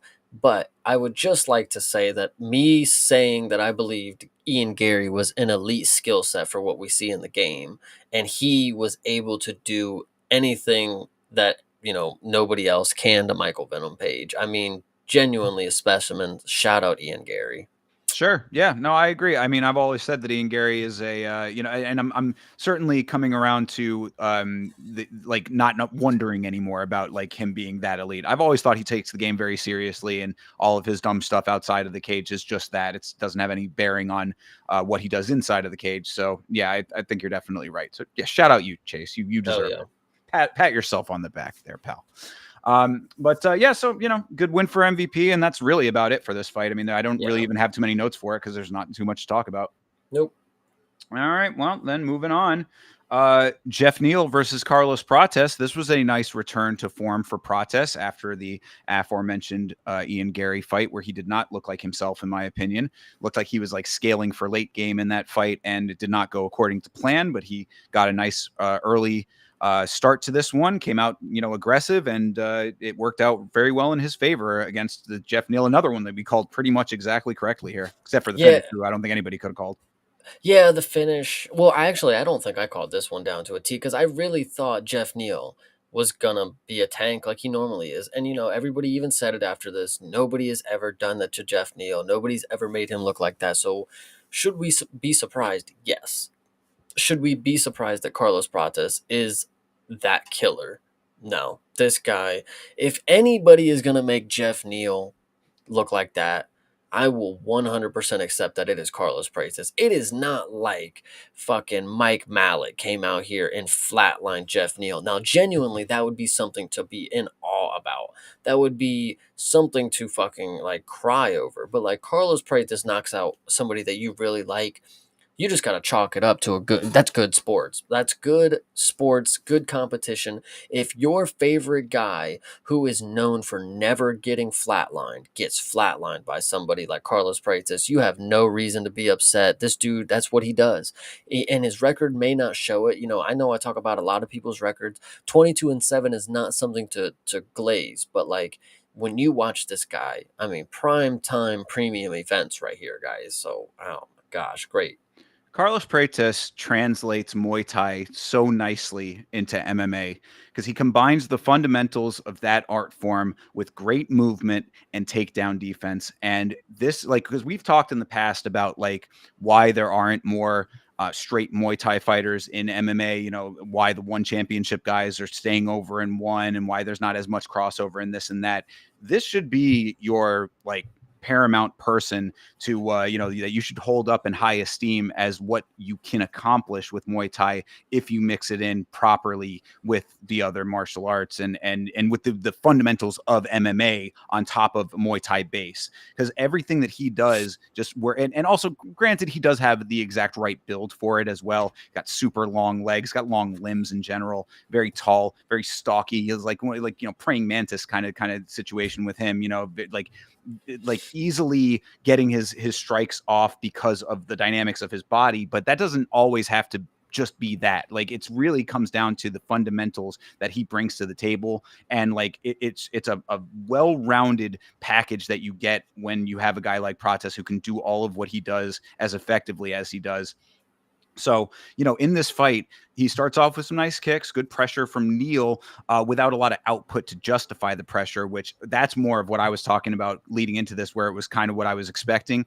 Jeff Neal is just a bit one-dimensional, and it certainly showed in this fight, even without the finish being aside from all of that. It's just, you know, Jeff Neal is a pressure fighter who's going to want to grind out the affair rather than be like strike heavy and powerful, and that is something that can be overcome by a skill set like what Carlos Prates brings to the table. So I think that this went exactly as it should have.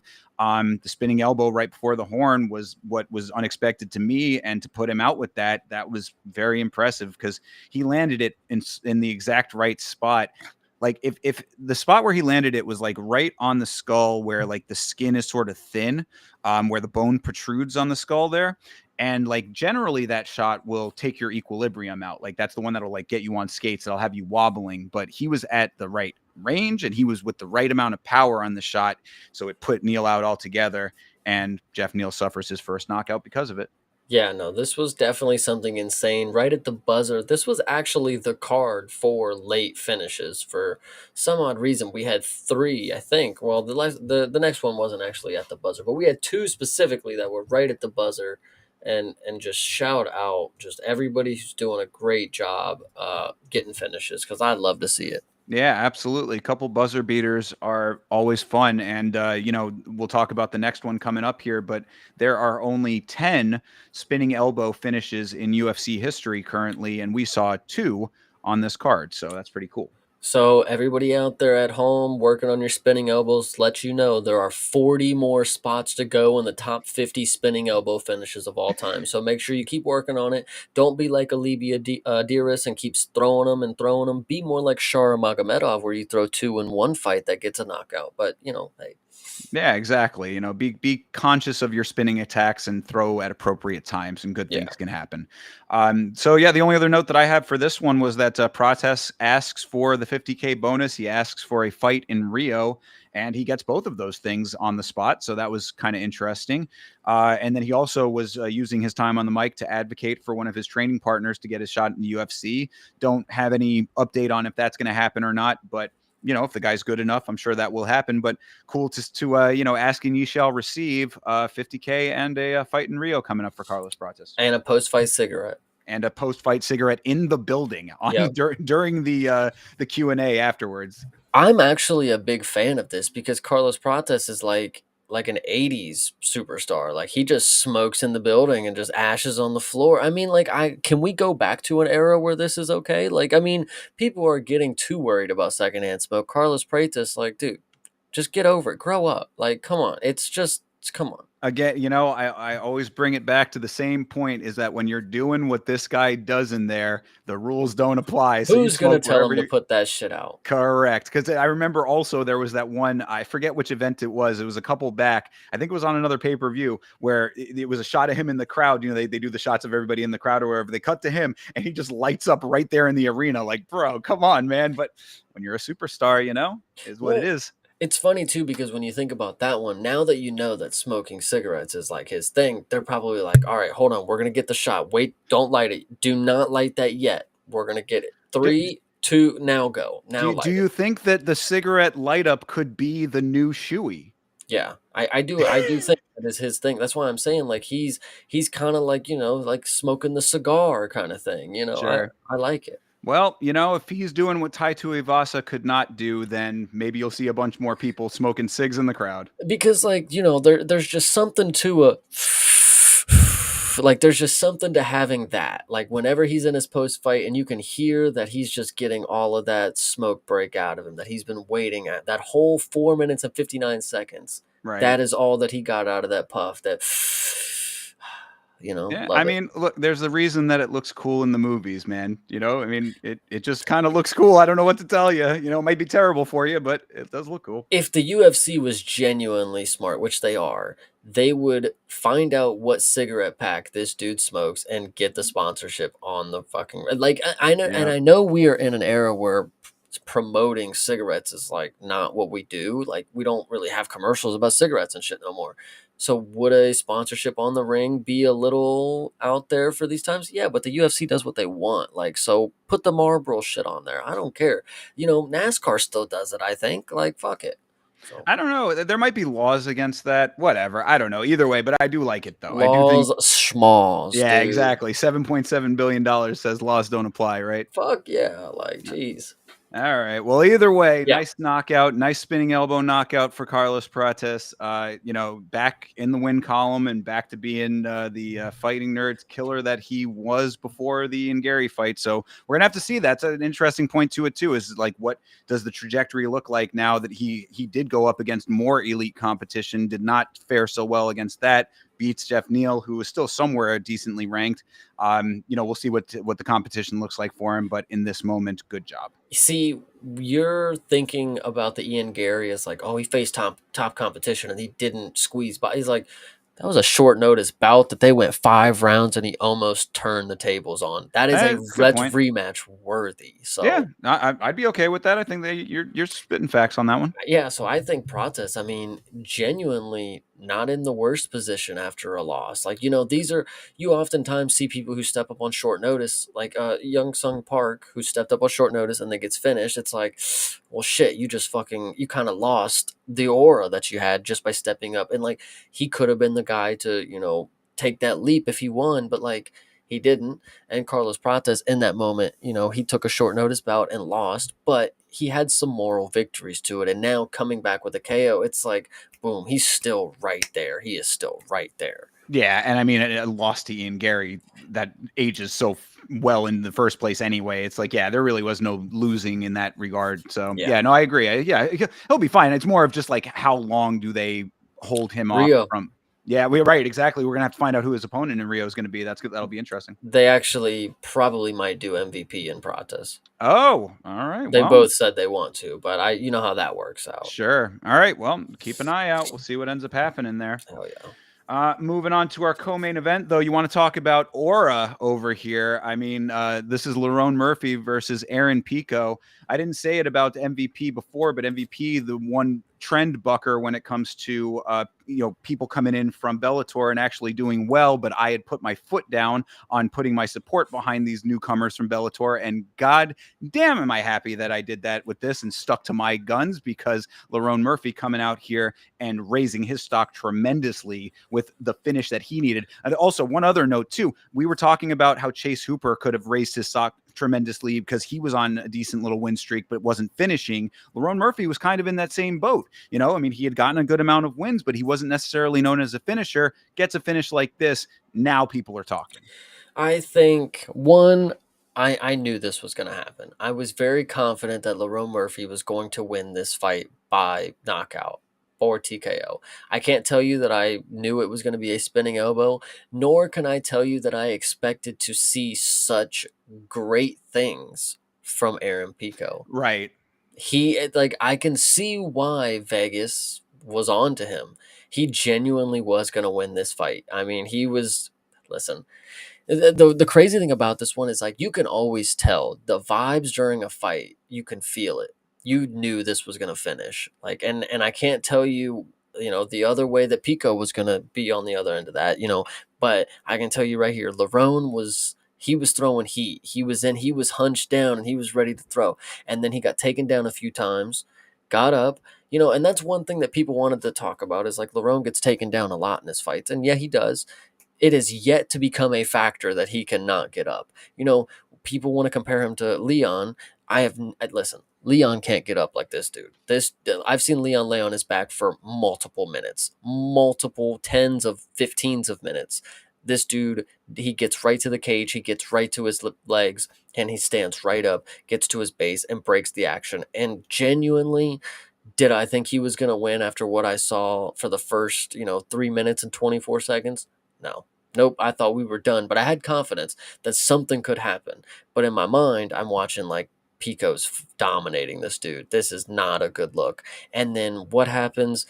The Miracle himself throws a Hail Mary of an elbow that just destroys Aaron Pico, lays him out flat. Listen, I know we often talk about like that was one of the most devastating, like genuinely, this is up there. This dude went so lifeless. Like it was brutal. It was so brutal. And I love this one. Shout out to Lerone. Yeah, no, absolutely. All 100% facts across the board because for all of that saying how happy I was that I didn't go with Pico, I certainly was scared at the beginning of this fight because he came out with some really nice striking early on.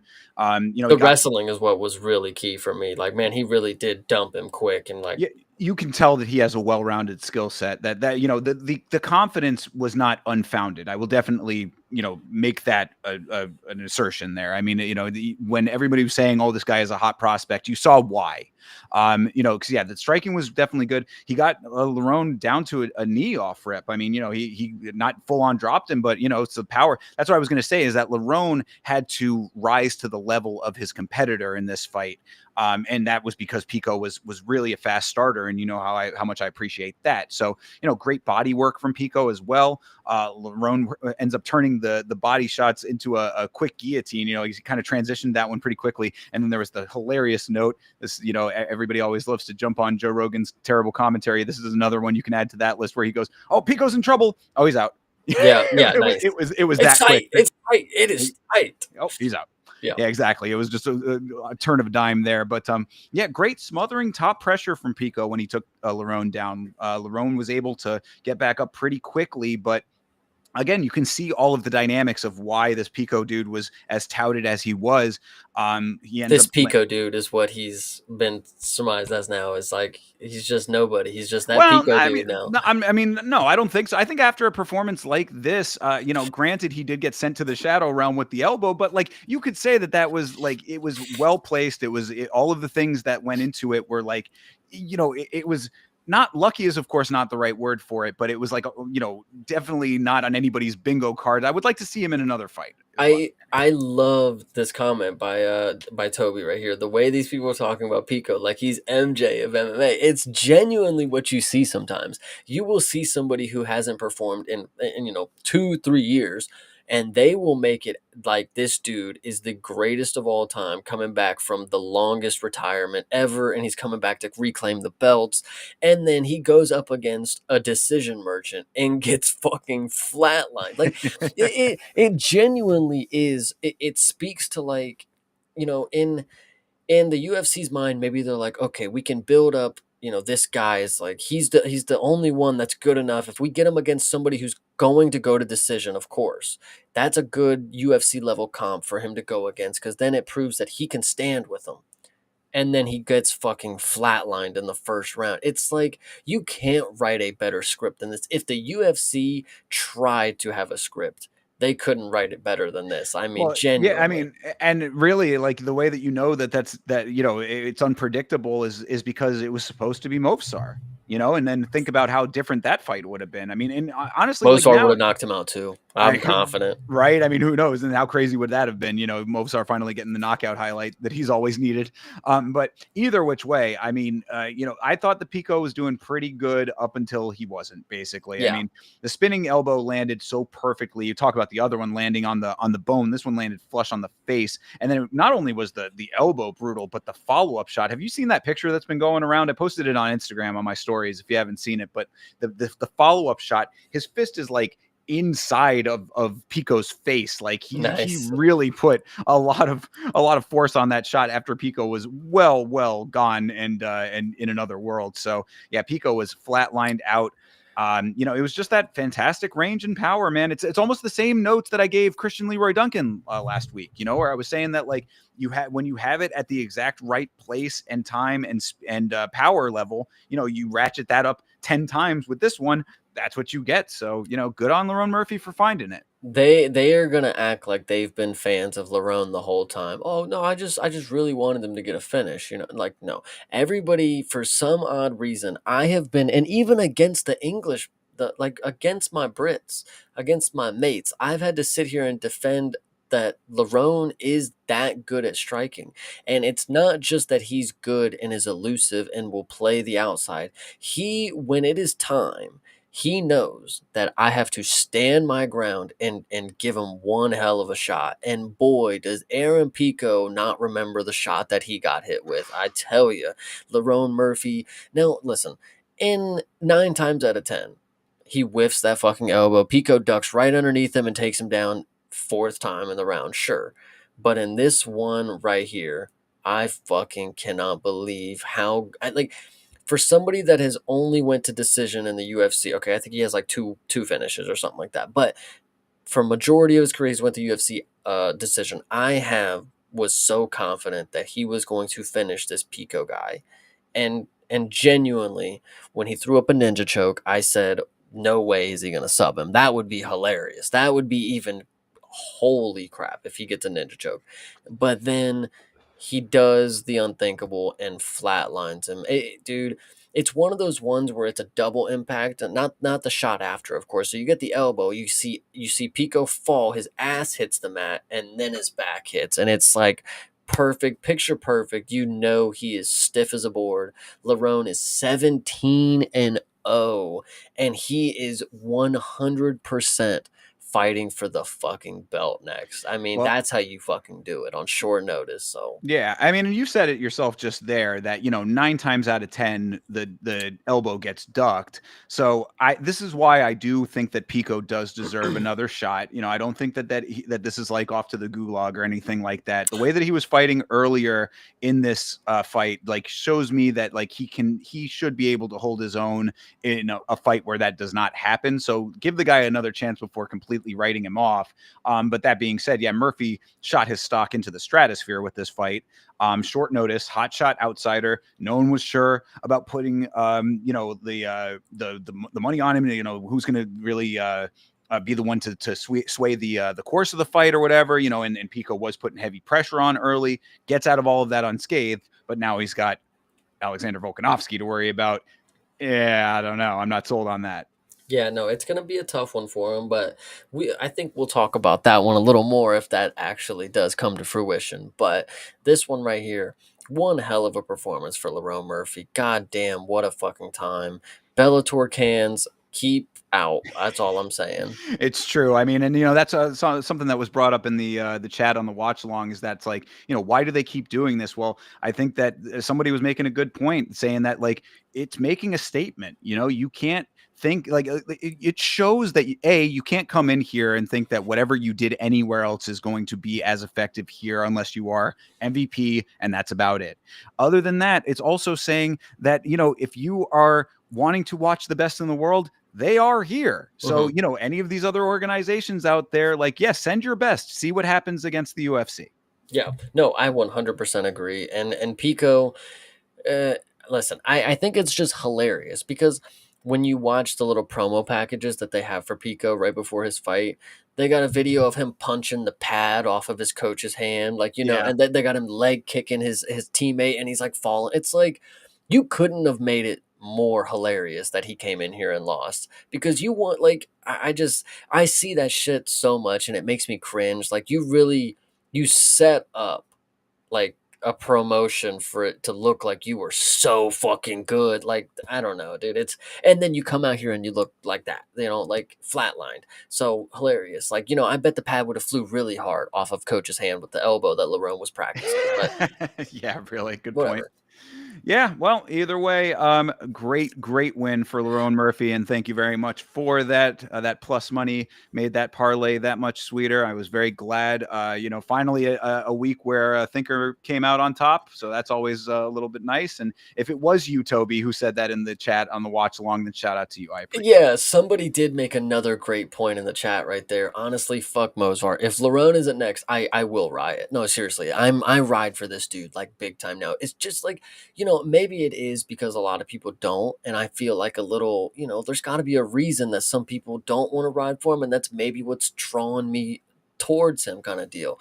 But Larone is genuinely good for 17-0 as a striker. I mean, you guys gotta just give it a break. Like, this guy's good. The same thing with Shara. Like, you guys just had to accept that he is good. And, he was knocking people well, and then, yeah, he just went to a decision with it's not necessarily, worlds turning, but like, bro, Shara, Mosvar, not Mo, well, Mosvar too. Yeah, Mosvar, Lerone, like these guys are undefeated for a reason. They are good. And Lerone Murphy rightfully needs title shots coming.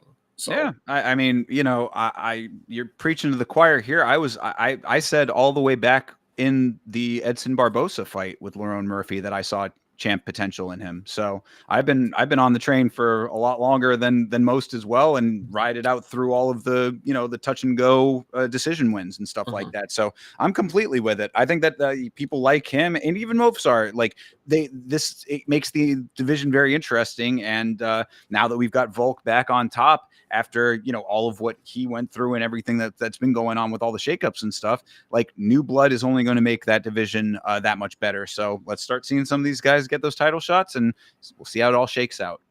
100%. All right. Well, that brings us to the main event of the evening: Dricus du Plessis versus Khamzat Chimaev. This was one of the most dominant, most boring title fights of all time, depending on how you look at it. I mean, I didn't think it was. I thought it was boring towards the end because it was samey, but I don't think that anybody can deny the dominance aspect of it. And for that reason, I was, I was in awe of what I was seeing, really, more than anything, I think. See, but like that's the unfortunate part is like, yes, this was the most dominant performance by a title contender, and he took the belt with the most blatant scorecards towards him, whatever you want to say, the most lopsided scoring towards him. This fight, however, and this is unfortunately what you get. It's like when you're watching a matchup you shouldn't be watching, and he's dominating him, and you're just like, yeah, yeah, yeah, he's doing that. He's doing it again. He's got his back again. He's got him in the crucifix, and it just really felt like it was a very outmatched, wrestling. And what can you do? I mean, this is the champ versus a contender, so clearly you had to eventually put them up against each other. But it was just so absurd to see Dricus have genuinely no answer other than putting his neck or his face into Hamzat's neck, which was very, I've seen a lot of gay things, and Dricus does a lot of them himself. But that one right there, inside the cage, Dricus is one of these dudes that prides himself on not looking like a bitch. Like, that's literally his whole game.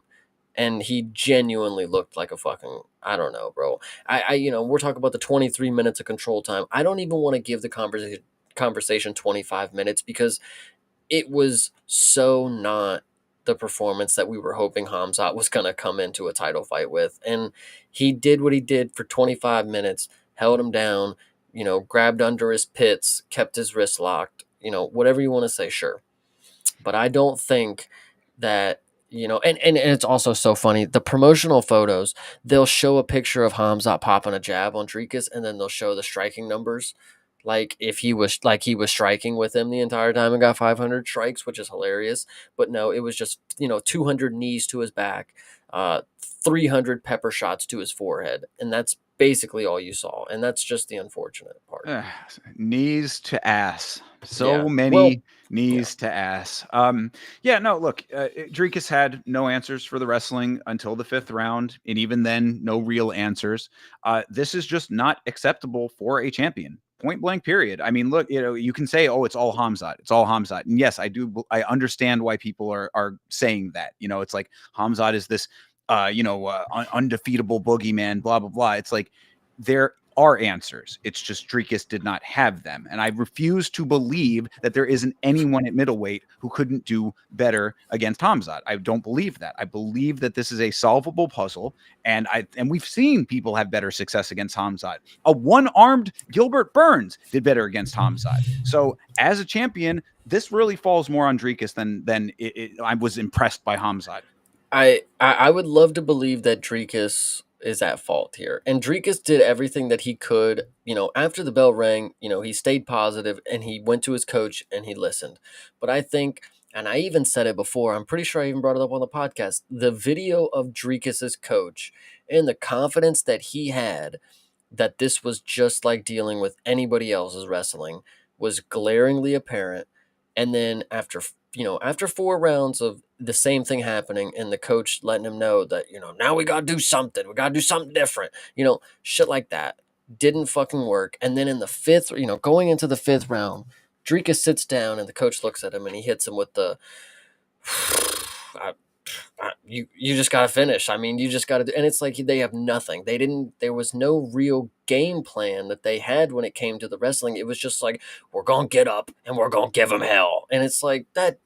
Okay, well, what's the real plan?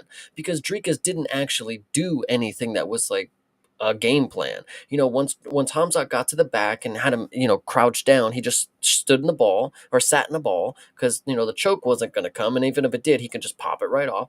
So Dricus wasn't, he was in the negating the wrestling game plan, but there was no offering offense game plan. And that was what was going to win the fight. And you got outstruck by over 450 strikes. I mean, something's got to give, Dricus and the coach to get on Ariel Helwani the next fucking day and start talking about that you're not going to let this down. You're going to get this rematch. Shut it. Just shut up. Just outstruck by 450 strikes. Your student couldn't get out of anything. And it was, and this was the champ. And I know he's not no slouch. Like, Dricus is good. You guys have developed good game plans before, but Hamzat manhandled your boy. Like, it sucks. I mean, that's why I really, when you brought that up in the Discord, I had said that I really do think that Dricus's coach might be the next Edmund Tarverdian. This is another example of a coach who is relying on the pre-established inherent skill set and dominant abilities of his student as opposed to imparting and guiding a game plan. So I think that the comparison is pretty apt between the two of them. And the delusion after this fight is definitely strengthening my argument there. Between round 3 and 4, coach really said, okay, we're going to fight him now. Bro, where were rounds 1 through 3, my guy? Okay, anyway.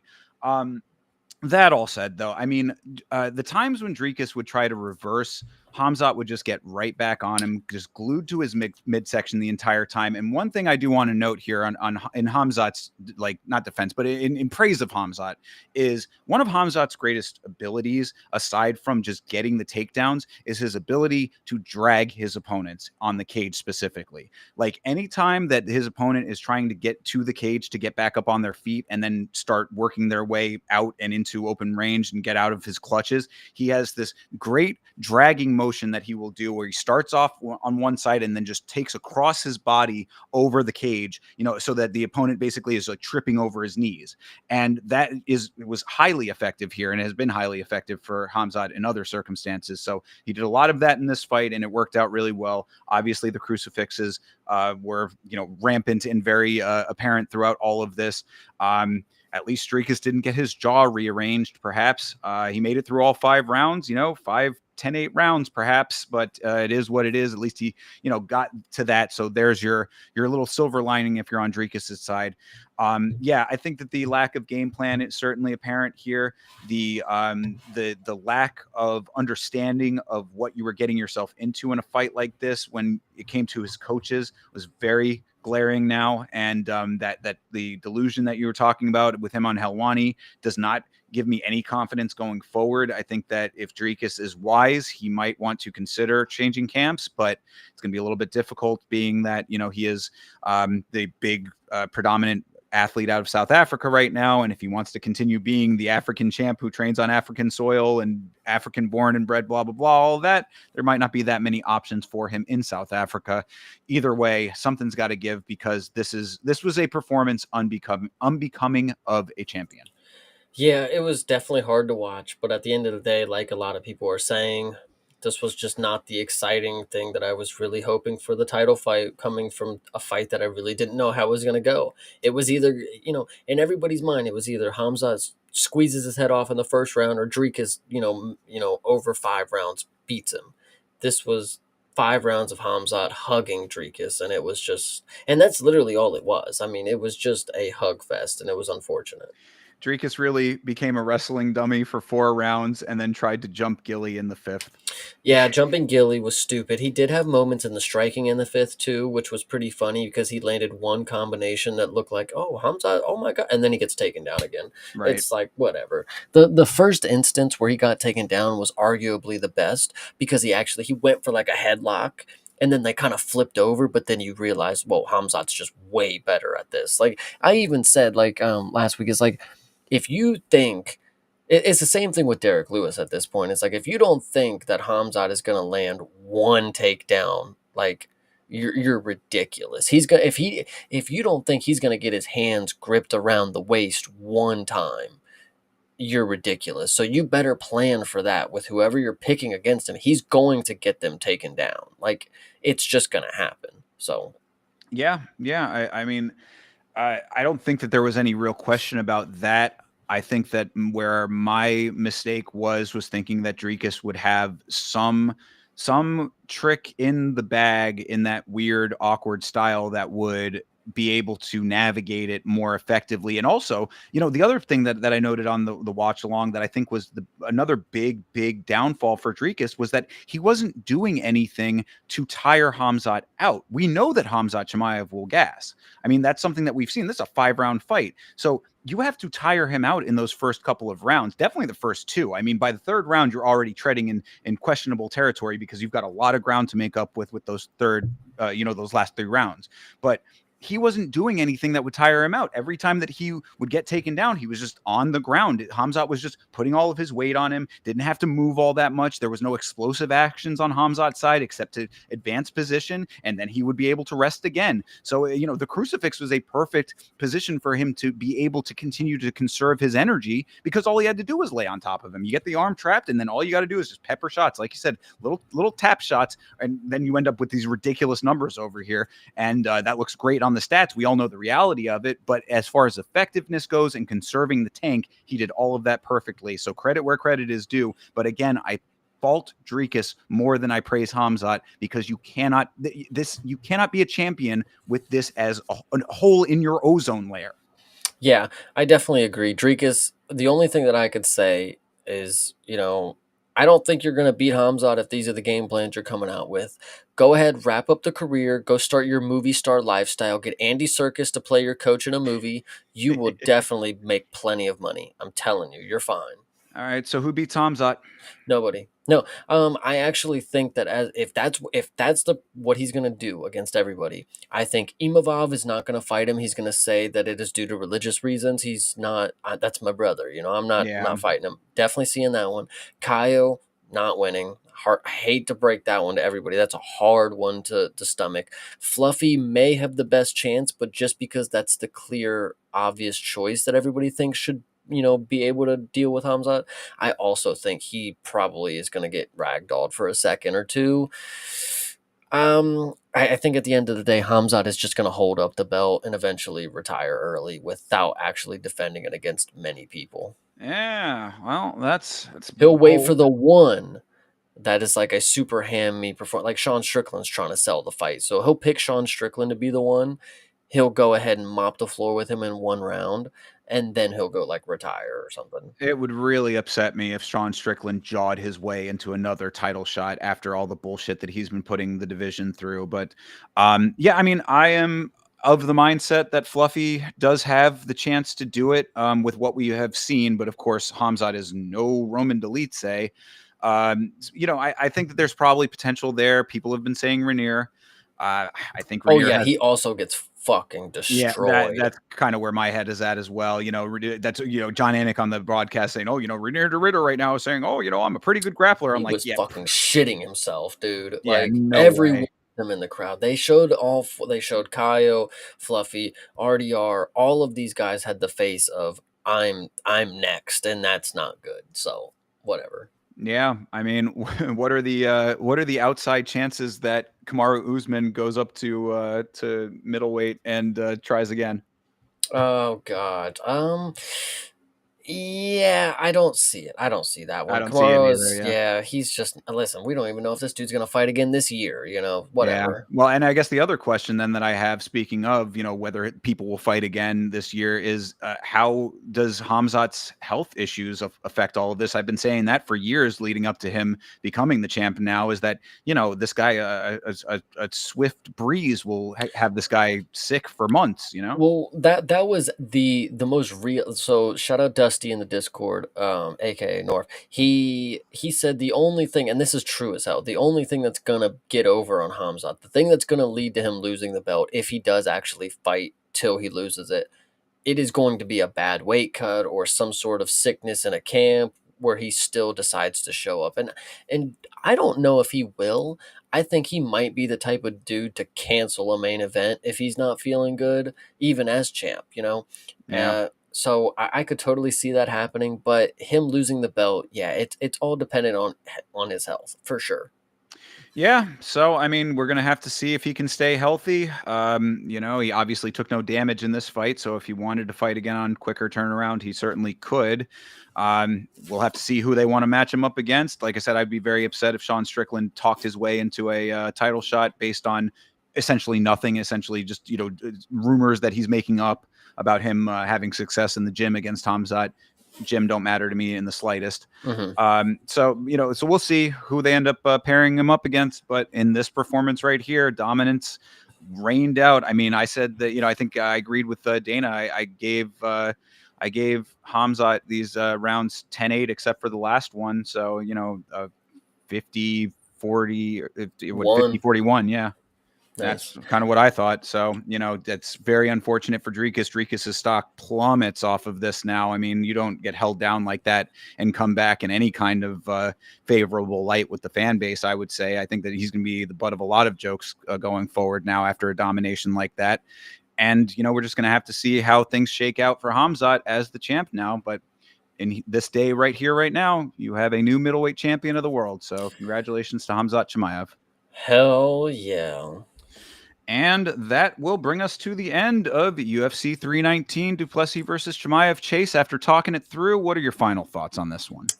Some decent moments, but overall, this was not the pay per view that it should have been.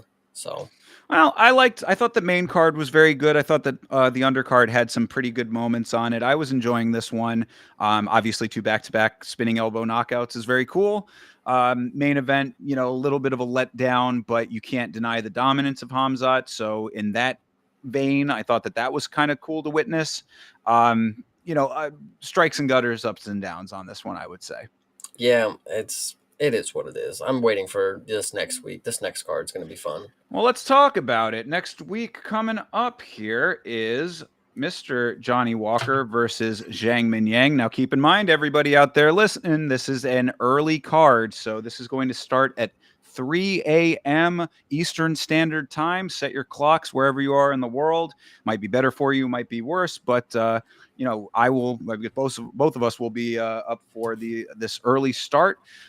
So 3 a.m. is the time to be on the streams. But Johnny Walker versus Zhang Minyang in the main event. What are you thinking, Chase? This main event is a banger. We are definitely getting a finish. In typical UFC fashion, they give the two biggest guys 5 rounds, knowing damn well they are never going to get there. I love it. I love it too. I think Zhang Minyang is going to finish this one in the first round like he is always going to do. This dude's a finisher, man. He's a Yeah. Chad. Oh, this is going to be yet another Johnny Walker goofy knockout highlight in the making right here. I mean, Zhang Yang is legitimately as advertised. This guy is a beast. He's huge, and he's like, he is one of those dudes that goes out there and like finds the knockout no matter what you do. As far as what I've seen so far, you know, he's like, Walker might try to be a little bit crafty with his movements. Not going to matter. I think that, especially for the fact that this is a 5-rounder, if he doesn't do it in the first, he'll do it in the second. If he doesn't do it in the second, he'll do it in the third. Yep, I definitely agree. He's going to get this one done. Shout out to my boy Zhang Yang. Johnny Walker has had too long of a layoff. He's already goofy enough, so imagine him with ring rust where he's not really in the zone. That's not a good look. Shout out to Michael getting the reference. Yeah, no, I agree completely. Walker is a dude who he a spotty at best. I mean, you know, like the fact, I think that this is a mismatch. Honestly, I know that Zhang Mingyang is just starting out, so I guess it does make sense. As far as like where they are in the rankings and stats wise or whatever, but like I just think that this is just going to be a mauling, just point blank period. 100%. All right, moving on down the line. Brian Ortega versus Aljamain Sterling. This has a potential to be pretty competitive. The word on the street from Marcel is that this is a 5-round co-main event. Oh, is it? That's what Marcel said earlier. Interesting. Okay, well, how do you think that affects things? I think it makes it a little longer. And that's about all I'll say. No, it's they're gonna grapple. I mean, I think Aljo actually is gonna do very good on the feet against Brian Ortega. Aljo's not the best striker, but Brian Ortega is a punching bag. I mean, surely we know that these dudes are gonna be a stalemate in the grappling, but I think Aljo is gonna have better chance on the feet, and I'm just really hoping for that. Aljo dominance is. The grappling, I think he'll be stronger. I think he'll be stronger than Brian Ortega because Brian Ortega is not this dude who ever looks like he's just been in the gym, like he's always pudgy. Aljamain, he's going to show up looking like $1,000,000 fucking dollars. Like he's going to be straight out of the fucking gym and he's always cut, chiseled and ready to throw people around and get him in that the body triangle. So easy for me. I think I got Aljo. Yeah, I would say it probably goes a little bit later, especially if it's a 5-rounder. Ortega is very durable, even with taking as much damage as he takes. So that would lead me to believe that, you know, I'm not worried about Aljo like going out there and like barn burning him on the feet or anything like that. But I do think that if he's fresh, he has a little bit more of a potential to drag it out when it comes to the grappling. You know, Aljo just stays the course. I mean, he was a champ for a reason. He's still one of the most dominant wrestler grapplers that we have in this sport, as far as I'm concerned. I mean, he's extremely well-rounded and talented when it comes to the ground game.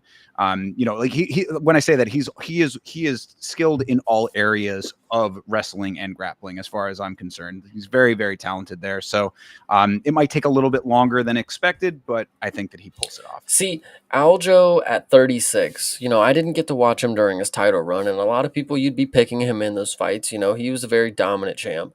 But as of right now, I look at him as like, okay, he's going to be the older vet. He's going to be the guy, Brian Ortega is a weird matchup for him, to be honest with you, because they're two old guys. But Aljamain, at this point, he's going to be in that gatekeeper kind of status, I think. And he's going to be the dude that I'm really going to put money on heavy when people start doubting his abilities. Because he really is somebody that the game is so, one, he's good everywhere. And his game is reliant on what he's good at. His striking doesn't have to be amazing because once you get close, he goes for grappling. I think he does have the brains to stay long in this sport, and he doesn't necessarily take a lot of damage in any of his matchups. Yeah, I was going to say the only thing I could see possibly happening is Brian Ortega maybe having more success on the feet as far as the striking goes, because he does have decent power when he gets his shots, like when he gets the shots that he wants. Like he's very much another one of these dudes that it's like when the fight starts going a different direction, there's not a lot of answers. Like he starts trailing behind very quickly when he gets overwhelmed. Aljo has potential to overwhelm him with the grappling for sure, but on the feet, he might be able to have his way a little bit. So that would also lead me to believe that it might drag out a little bit longer. Again, if this is a 5-rounder, it could go a little bit later than those first 3, but I think overall in the end, Aljamain Sterling is able to pull this off pretty easily. Yep, I definitely agree with you. Yeah. All right. Well, next up is Sergey Pavlovich versus Waldo Cortez Acosta. We've been saying for a while that Sergey Pavlovich is not who he once was, sort of a shadow, a shadow of his former self. Waldo is just a dude who somehow seems to keep winning, even though he never looks great. Waldo at dog money. Take the decision. Thank me later. These dudes are going to be as passive as you can imagine. Sergey plays the outside. He's too passive. He doesn't ever go for the kill. Waldo hasn't tried to punch anybody since Lucas Brzeski. This one is going to decision. Just thank me later. Waldo is on his way to a Tom Aspinall fight at the White House. Are we really just going to never believe that Sergey Pavlovich can be that again, can be him again? It's not about belief. You're asking if we are never going to Okay, well, is believe it that. never going to No, no, happen? that's what's gonna be key. It Right. is not going to happen. That is unfortunate. That All right. he is genuinely just never going to look like he once did. And if you don't believe me, minus 225, go for it. But dude, he has not looked good since the Tom Aspinall fight. Waldo is as consistent as they come. You may not like it, but he gives you what he is going to give, and Yeah. that's every matchup. And he's Yeah. got a chin on him, so I'd be True. okay if Sergey actually looks good, and then Waldo has to actually come up with something. He doesn't get hit that often, so. True. Yeah. And I mean, I say that more of devil's advocate because really after the Rosenstrike fight, I think that we saw almost everything we needed to know because that was the time that he should have been back to form. Like he Mhm. had the time off. It was after the Volkov fight. There was extenuating circumstances there. This was a completely fresh slate with the Rosenstrike, and he just again looked like a shadow of himself, looked like Right. a shell of the former greatness. So Eh, yeah, it's unfortunate to think that that might be the absolute case here, and we've seen it. I mean, Tom Aspinall was supposed to fight John Jones for a while. I'm sure you might remember. John Jones had that effect on people. You fight John Jones, and you're not the same afterwards. Dominic Reyes only all of these years later, is just starting to turn the ship the other way after that. So I mean, maybe Tom Aspinall has the same effect on people. I think it's a little early to say that. Curtis Blades has not been having that great success either. Yeah, that kind of thing. I don't know. All I'm saying is that when it comes to Pavlovich, yeah, we have seen a dramatic backslide in ability and output.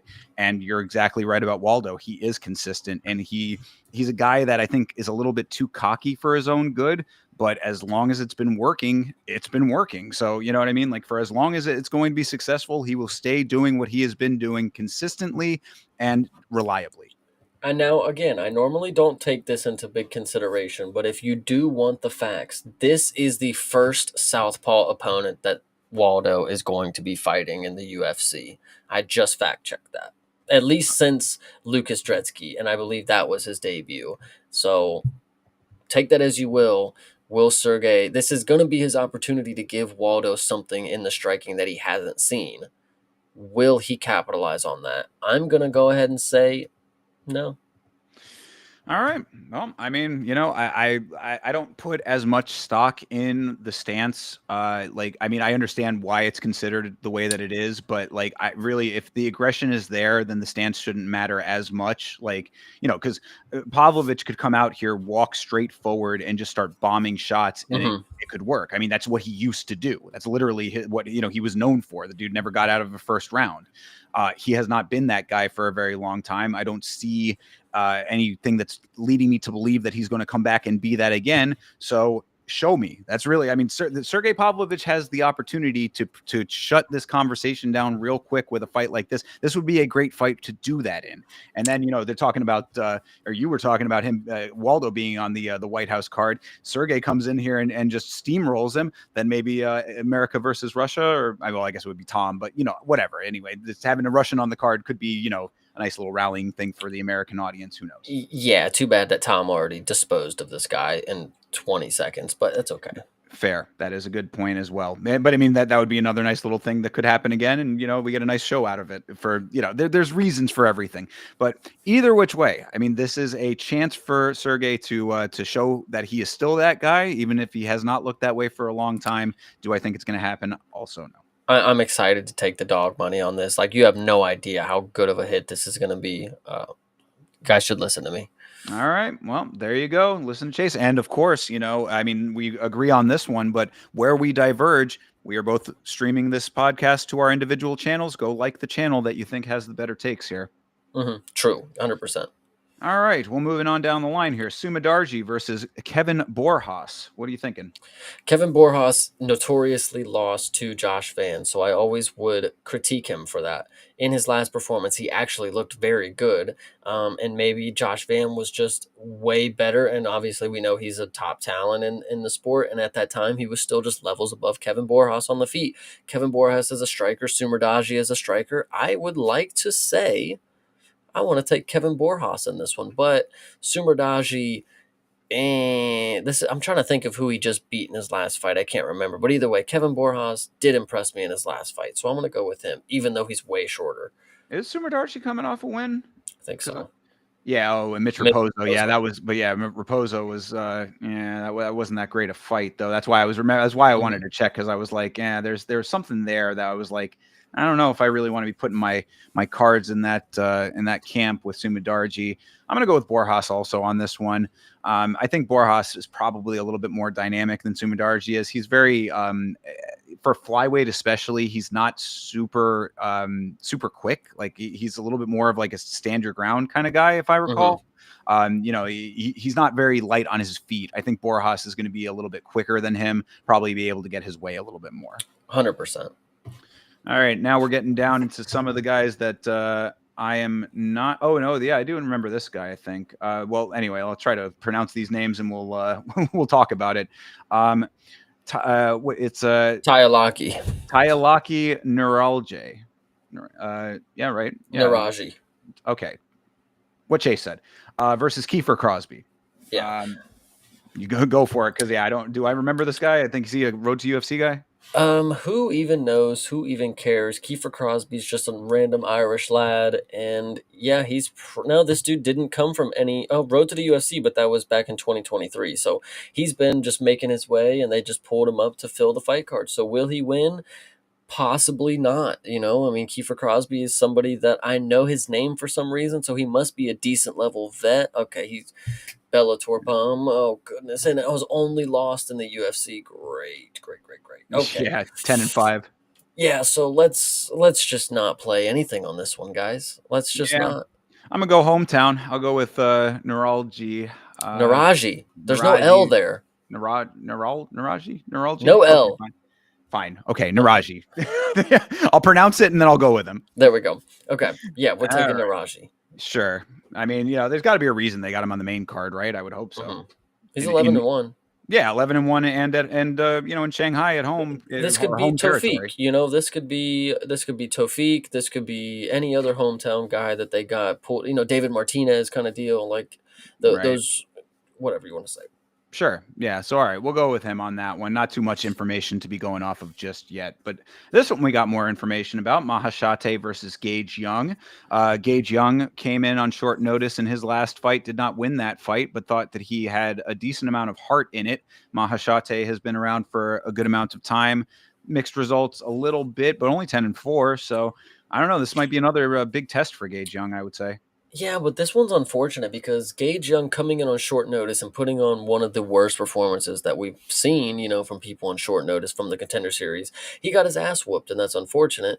I was a big fan of him coming off the Contender Series, and that's why I was really hoping that in this fight right here, he'd come in at a dog, because I would definitely take dog money on Gage Young here.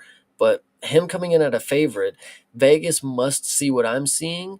But then also at the same time, they're overvaluing somebody who's never won in the UFC. And that's what I think is hard to wrap my head around here.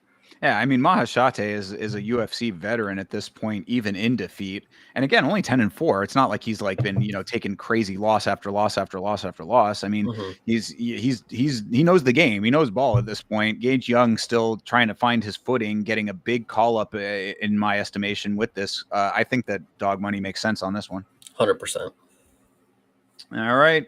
Lanier Kavanaugh versus Charles Johnson. Love this fight. This is a big, big test for Lonnie. Literally should be on the main card or the featured prelim bout. I don't know what they're thinking here. Big test for Lonnie, of course. I genuinely don't know how I see Charles winning this because Lonnie is so good at grappling and he's so relentless when it comes to, you know, when he gets people on the ground, he's not there just to hold them. He's there to actually inflict some damage, and he knows how to hold positions, and he's very good on his feet. He's very powerful. Will Charles Johnson meet his demise? Don't think so on the feet. Maybe a submission is coming for Lonnie.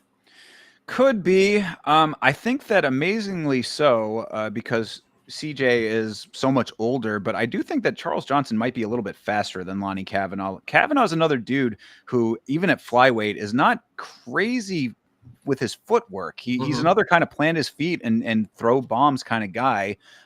Johnson is definitely more dynamic. He's definitely taller and longer. I think that Johnson's going to offer some pretty heavy challenges for Kavanaugh. We've seen Kavanaugh overcome some challenges in the past, and I do like his style, and I do root for him often, but I think that veteran experience wins out in this one. I think that there are too many factors in Johnson's favor on this one, even with the good things that Kavanaugh brings to the table. He might be able to bomb him. I mean, we did see, Johnson has been knocked out. We've seen him get dropped before in fights, and there have been times where he's been a little bit too overzealous with his movement. So there are pitfalls with Charles Johnson, but I do think he's leveled his game up over the years because he is very, very active.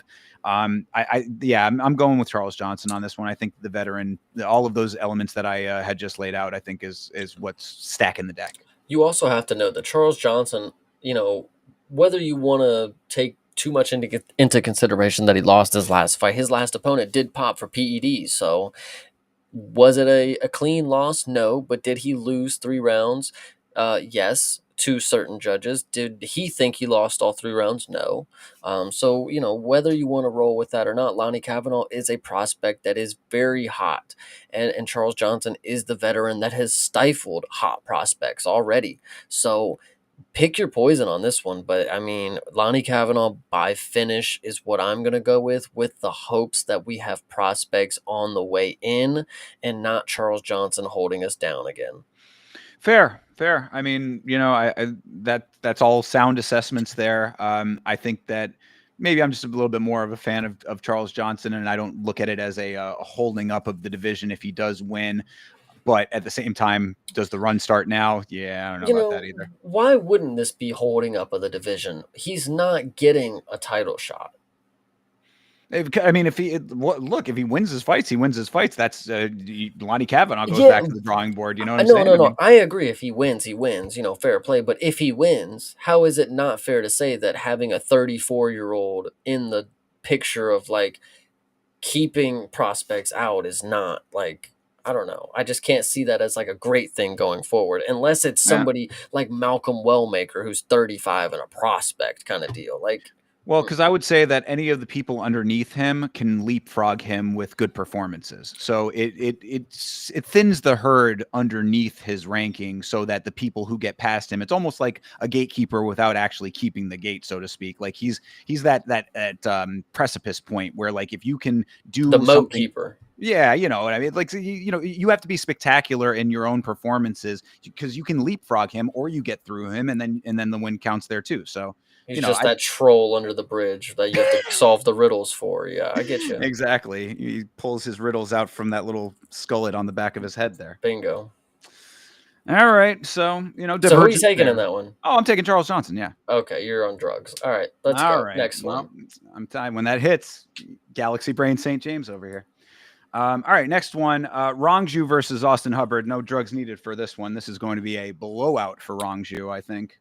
I'm still so confused about this because I always thought Rongju was a lot smaller of a fighter, and the fact that Austin Hubbard is like somebody that I think of like as farm strength kind of guy. Like he's just a big, full kind of. He's been eating good meals, whatever you want to say.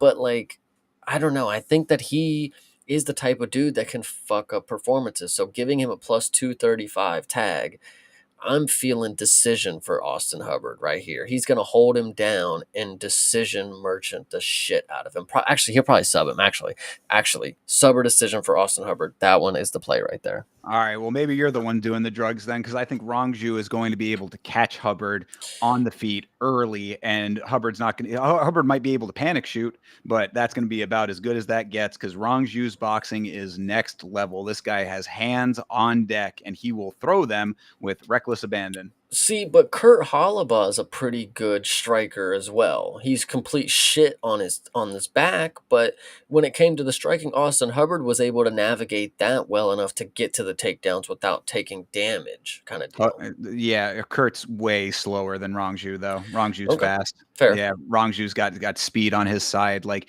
that's when you were talking about the size difference. I was noting that as well because Hubbard, like he's very big for the division. Like he's bulky in his frame. He's got a lot of Yeah, like meat on the frame. Like you said, he like it looks like he's not missing meals kind of thing. But Rongju, I think, is going to just use that to his advantage, be able to get out of the way of the shots, get out of the way of the shooting attempts. You know, I mean, like if Rongju gets backed down, I would be insanely surprised in this fight in any capacity. Like if Hubbard's going to have to shoot from across the cage and go full on octagon to octagon wall in order to try to get him to the fence. I just don't see it. And worked Rongju for will, Walter Walker. I mean, well, apples and oranges, I would say in comparison here. But yeah, Rongju, I really believe in the power that this guy has in his hands, and I think that 2 or 3 good ones to the face is going to change the whole strategy for Hubbard, and it's going to be a lot of ankle picking that ain't going to work. yeah, I think I'm gonna go with Hubbard on this one. I like a lot of dogs here, guys. All right, well then there you go, another divergence there. Hubbard for Chase and Rongju for me.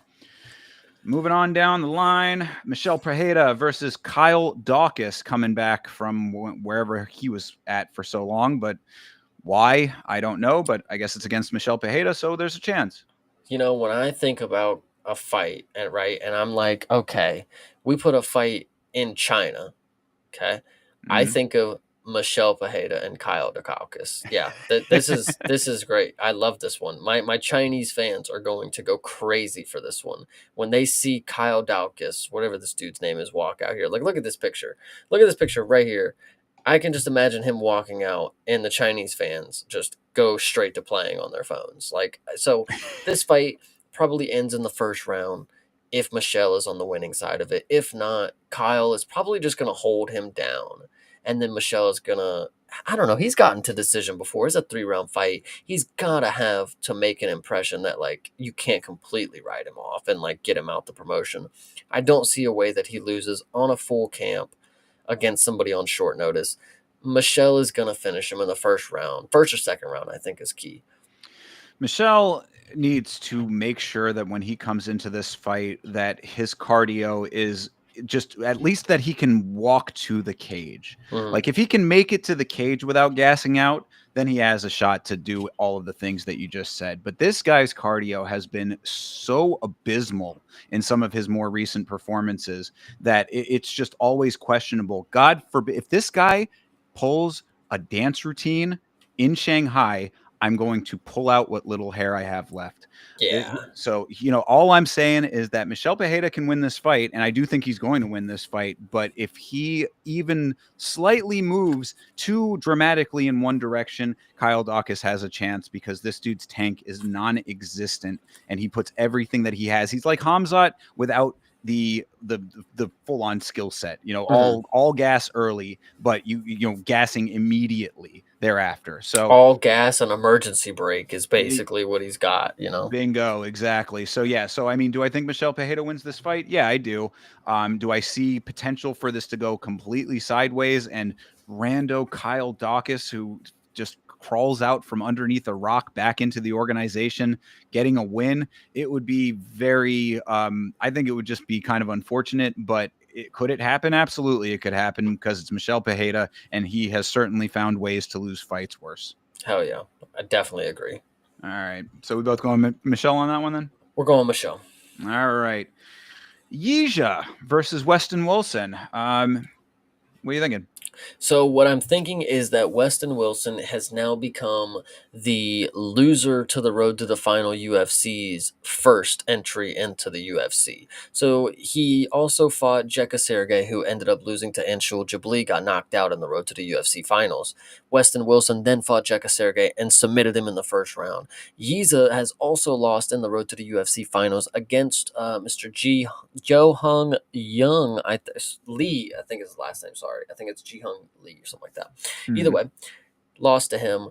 Now we got him against Weston Wilson. Yiza has 13 submissions, which is pretty nuts. That's a lot, but minus 1,500 tag for somebody who couldn't even win in the road to the UFC. I mean, I've seen it before. I've seen this story play out already. Weston Wilson first round finish, probably, or decision. I would love to see it. If you're a gambling man, you put a straight small money bet on Weston Wilson at that price tag. Maybe there's potential for the big upset. And it does happen. We talk about betflation on this show, and this Mhm. certainly does have the feeling of that.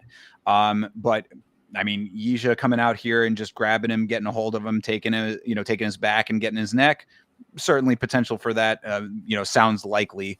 Weston Wilson has been less than impressive, and 17-9 certainly does not inspire anybody. But yeah, like I said, if you are a gambling man, go for the small money straight on Weston Wilson. Otherwise, just stay away from this fight. Hell yeah. That's what So I would do. yeah, I'll go with Yija. Obviously, if to have to pick somebody just because it makes sense, I believe. But pray for the upset. Yeah. All right. Zhao Long versus Su Young Yu. Now we know Mr. Yu and his Jiu-Jitsu, right? This is Jiu-Jitsu, is it not? Yep. Okay, so Jiu-Jitsu is somebody who prides himself on his kind of unique approach to Jiu-Jitsu, of course, coming out of Korea. And Zhao Long is more of a striker, if I recall, right? Yeah. So he's pretty tough on the feet, if I remember correctly, and I think I do. So styles make matchups over here. What do you think? I think this one's a very good one. Zhao Long is he's a madman. He really is. He's really fun to watch. But Jiu-Jitsu, I think, is just gonna be too technical for him. He has all the weapons on the ground, and his striking is comparable to any basic person that can hold their own on the feet. That's what Su Young Yu will be able to do. Zhao Long is crazy, but will the crazy be able to be honed in enough? Like going back to the tough finale with Rodrigo, he's got that X factor element. He's a little unhinged, but he knows how to hone it in when it comes to the matchup. Zhao Long, will he be able to control it when he's in the positions that he doesn't seem to be winning? We will see. Or will that frustrate him and get him further into the trap? I don't know. I think Su Young Yu is my pick, though.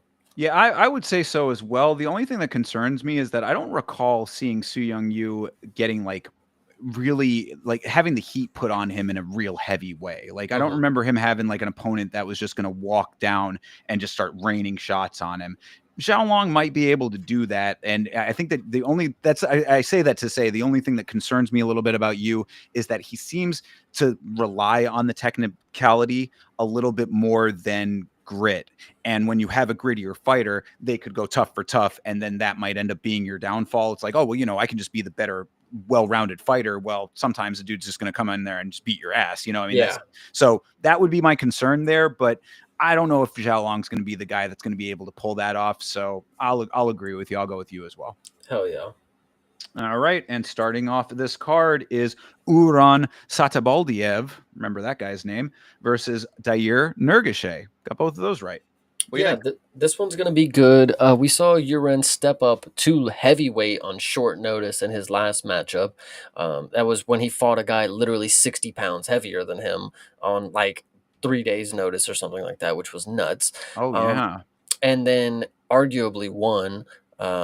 Or actually, no, he didn't, but it was one of those weird judges' calls kind of deal. Definitely took a round at least. Yeah. So whatever. And then Dyer Nurgashay is somebody who we've been watching since the Contender series, and the only real thing that we can say about him is he has that weird tick where he keeps touching his face. But other than that, he's a decent striker and has knocked people out before. I I think this one is a solid first fight, but I'm gonna say it goes to decision. From what I've seen with Urine, I don't think he's gonna put his face into the fire too much, and Nurgashay is not. an advanced striker enough where it's going to be like a firefight the entire time. Like it'll just be him throwing some, him throwing some, him throwing some more. Like it'll just be a back and forth kind of deal. It won't be a fire. It could be. I mean, based on what we saw out of Sadabaldiev, I think that maybe full camp, more natural weight, maybe he has a little bit more of a comfort level to go out there and go after it a little bit more. Maybe he fights a little less defensively and kind of uses his power more effectively, because he was powerful enough to hold his own at heavyweight. Right. Now he's so I think that there's probably going to be a good amount of residual that carries over to light heavyweight, if not more than that. I mean, the fact that he was able to hold his own up a weight, take the power down to the weight underneath, like there's potential there to to be the more powerful guy, at least with the hands. I know that the one thing about Nurgashay that I remember, aside from the tick you were talking about, is that he does have decent kicks. I do believe on the Contender series he knocked his opponent out with a body kick. I want to say might have been a kick to the head, but it was a kick either way. So, he might be able to keep it more ranged, and that might make it harder for Sadabaldiev to get on the inside and land some strikes. If that's the case, then maybe Nurgashay ends up, kind of pointing his way to a decision. But I want to believe that Sadabaldiev comes in here and schools this guy, because I thought that Nurgashay, I was already questionable with him on the Contender series. He made it into the organization, got a win there. Still did not feel like it was like one of those things that really swayed my opinion overall. Sadabaldiev certainly made more of an impression with his performance at heavyweight. For those reasons, I think that I will go with him. I think that he comes in here, puts the power on him. Nurgashay folds and probably doesn't see the shots coming because he's wiping his eyes and closing his eyes all the time. Yeah, probably. That would definitely be hilarious. So I would love to see a finish in this, but I'm tentatively going to say this goes to decision.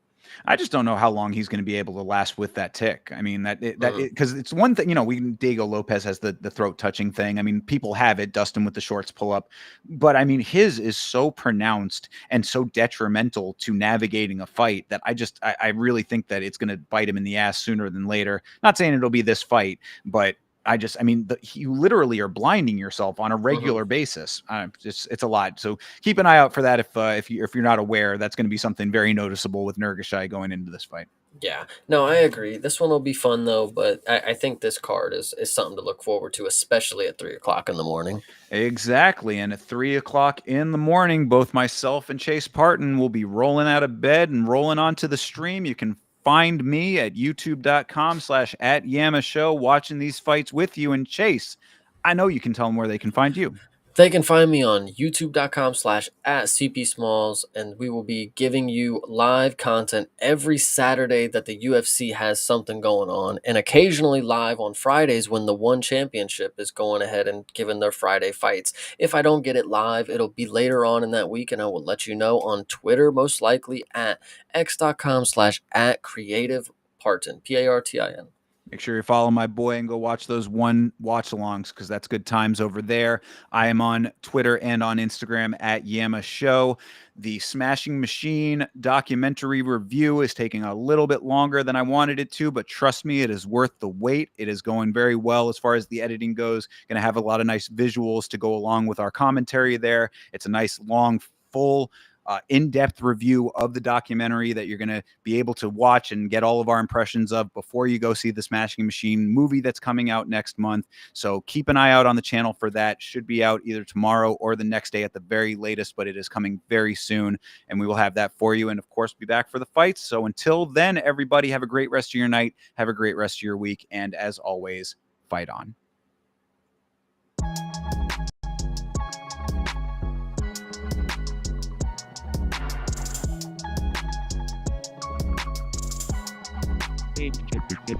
Game.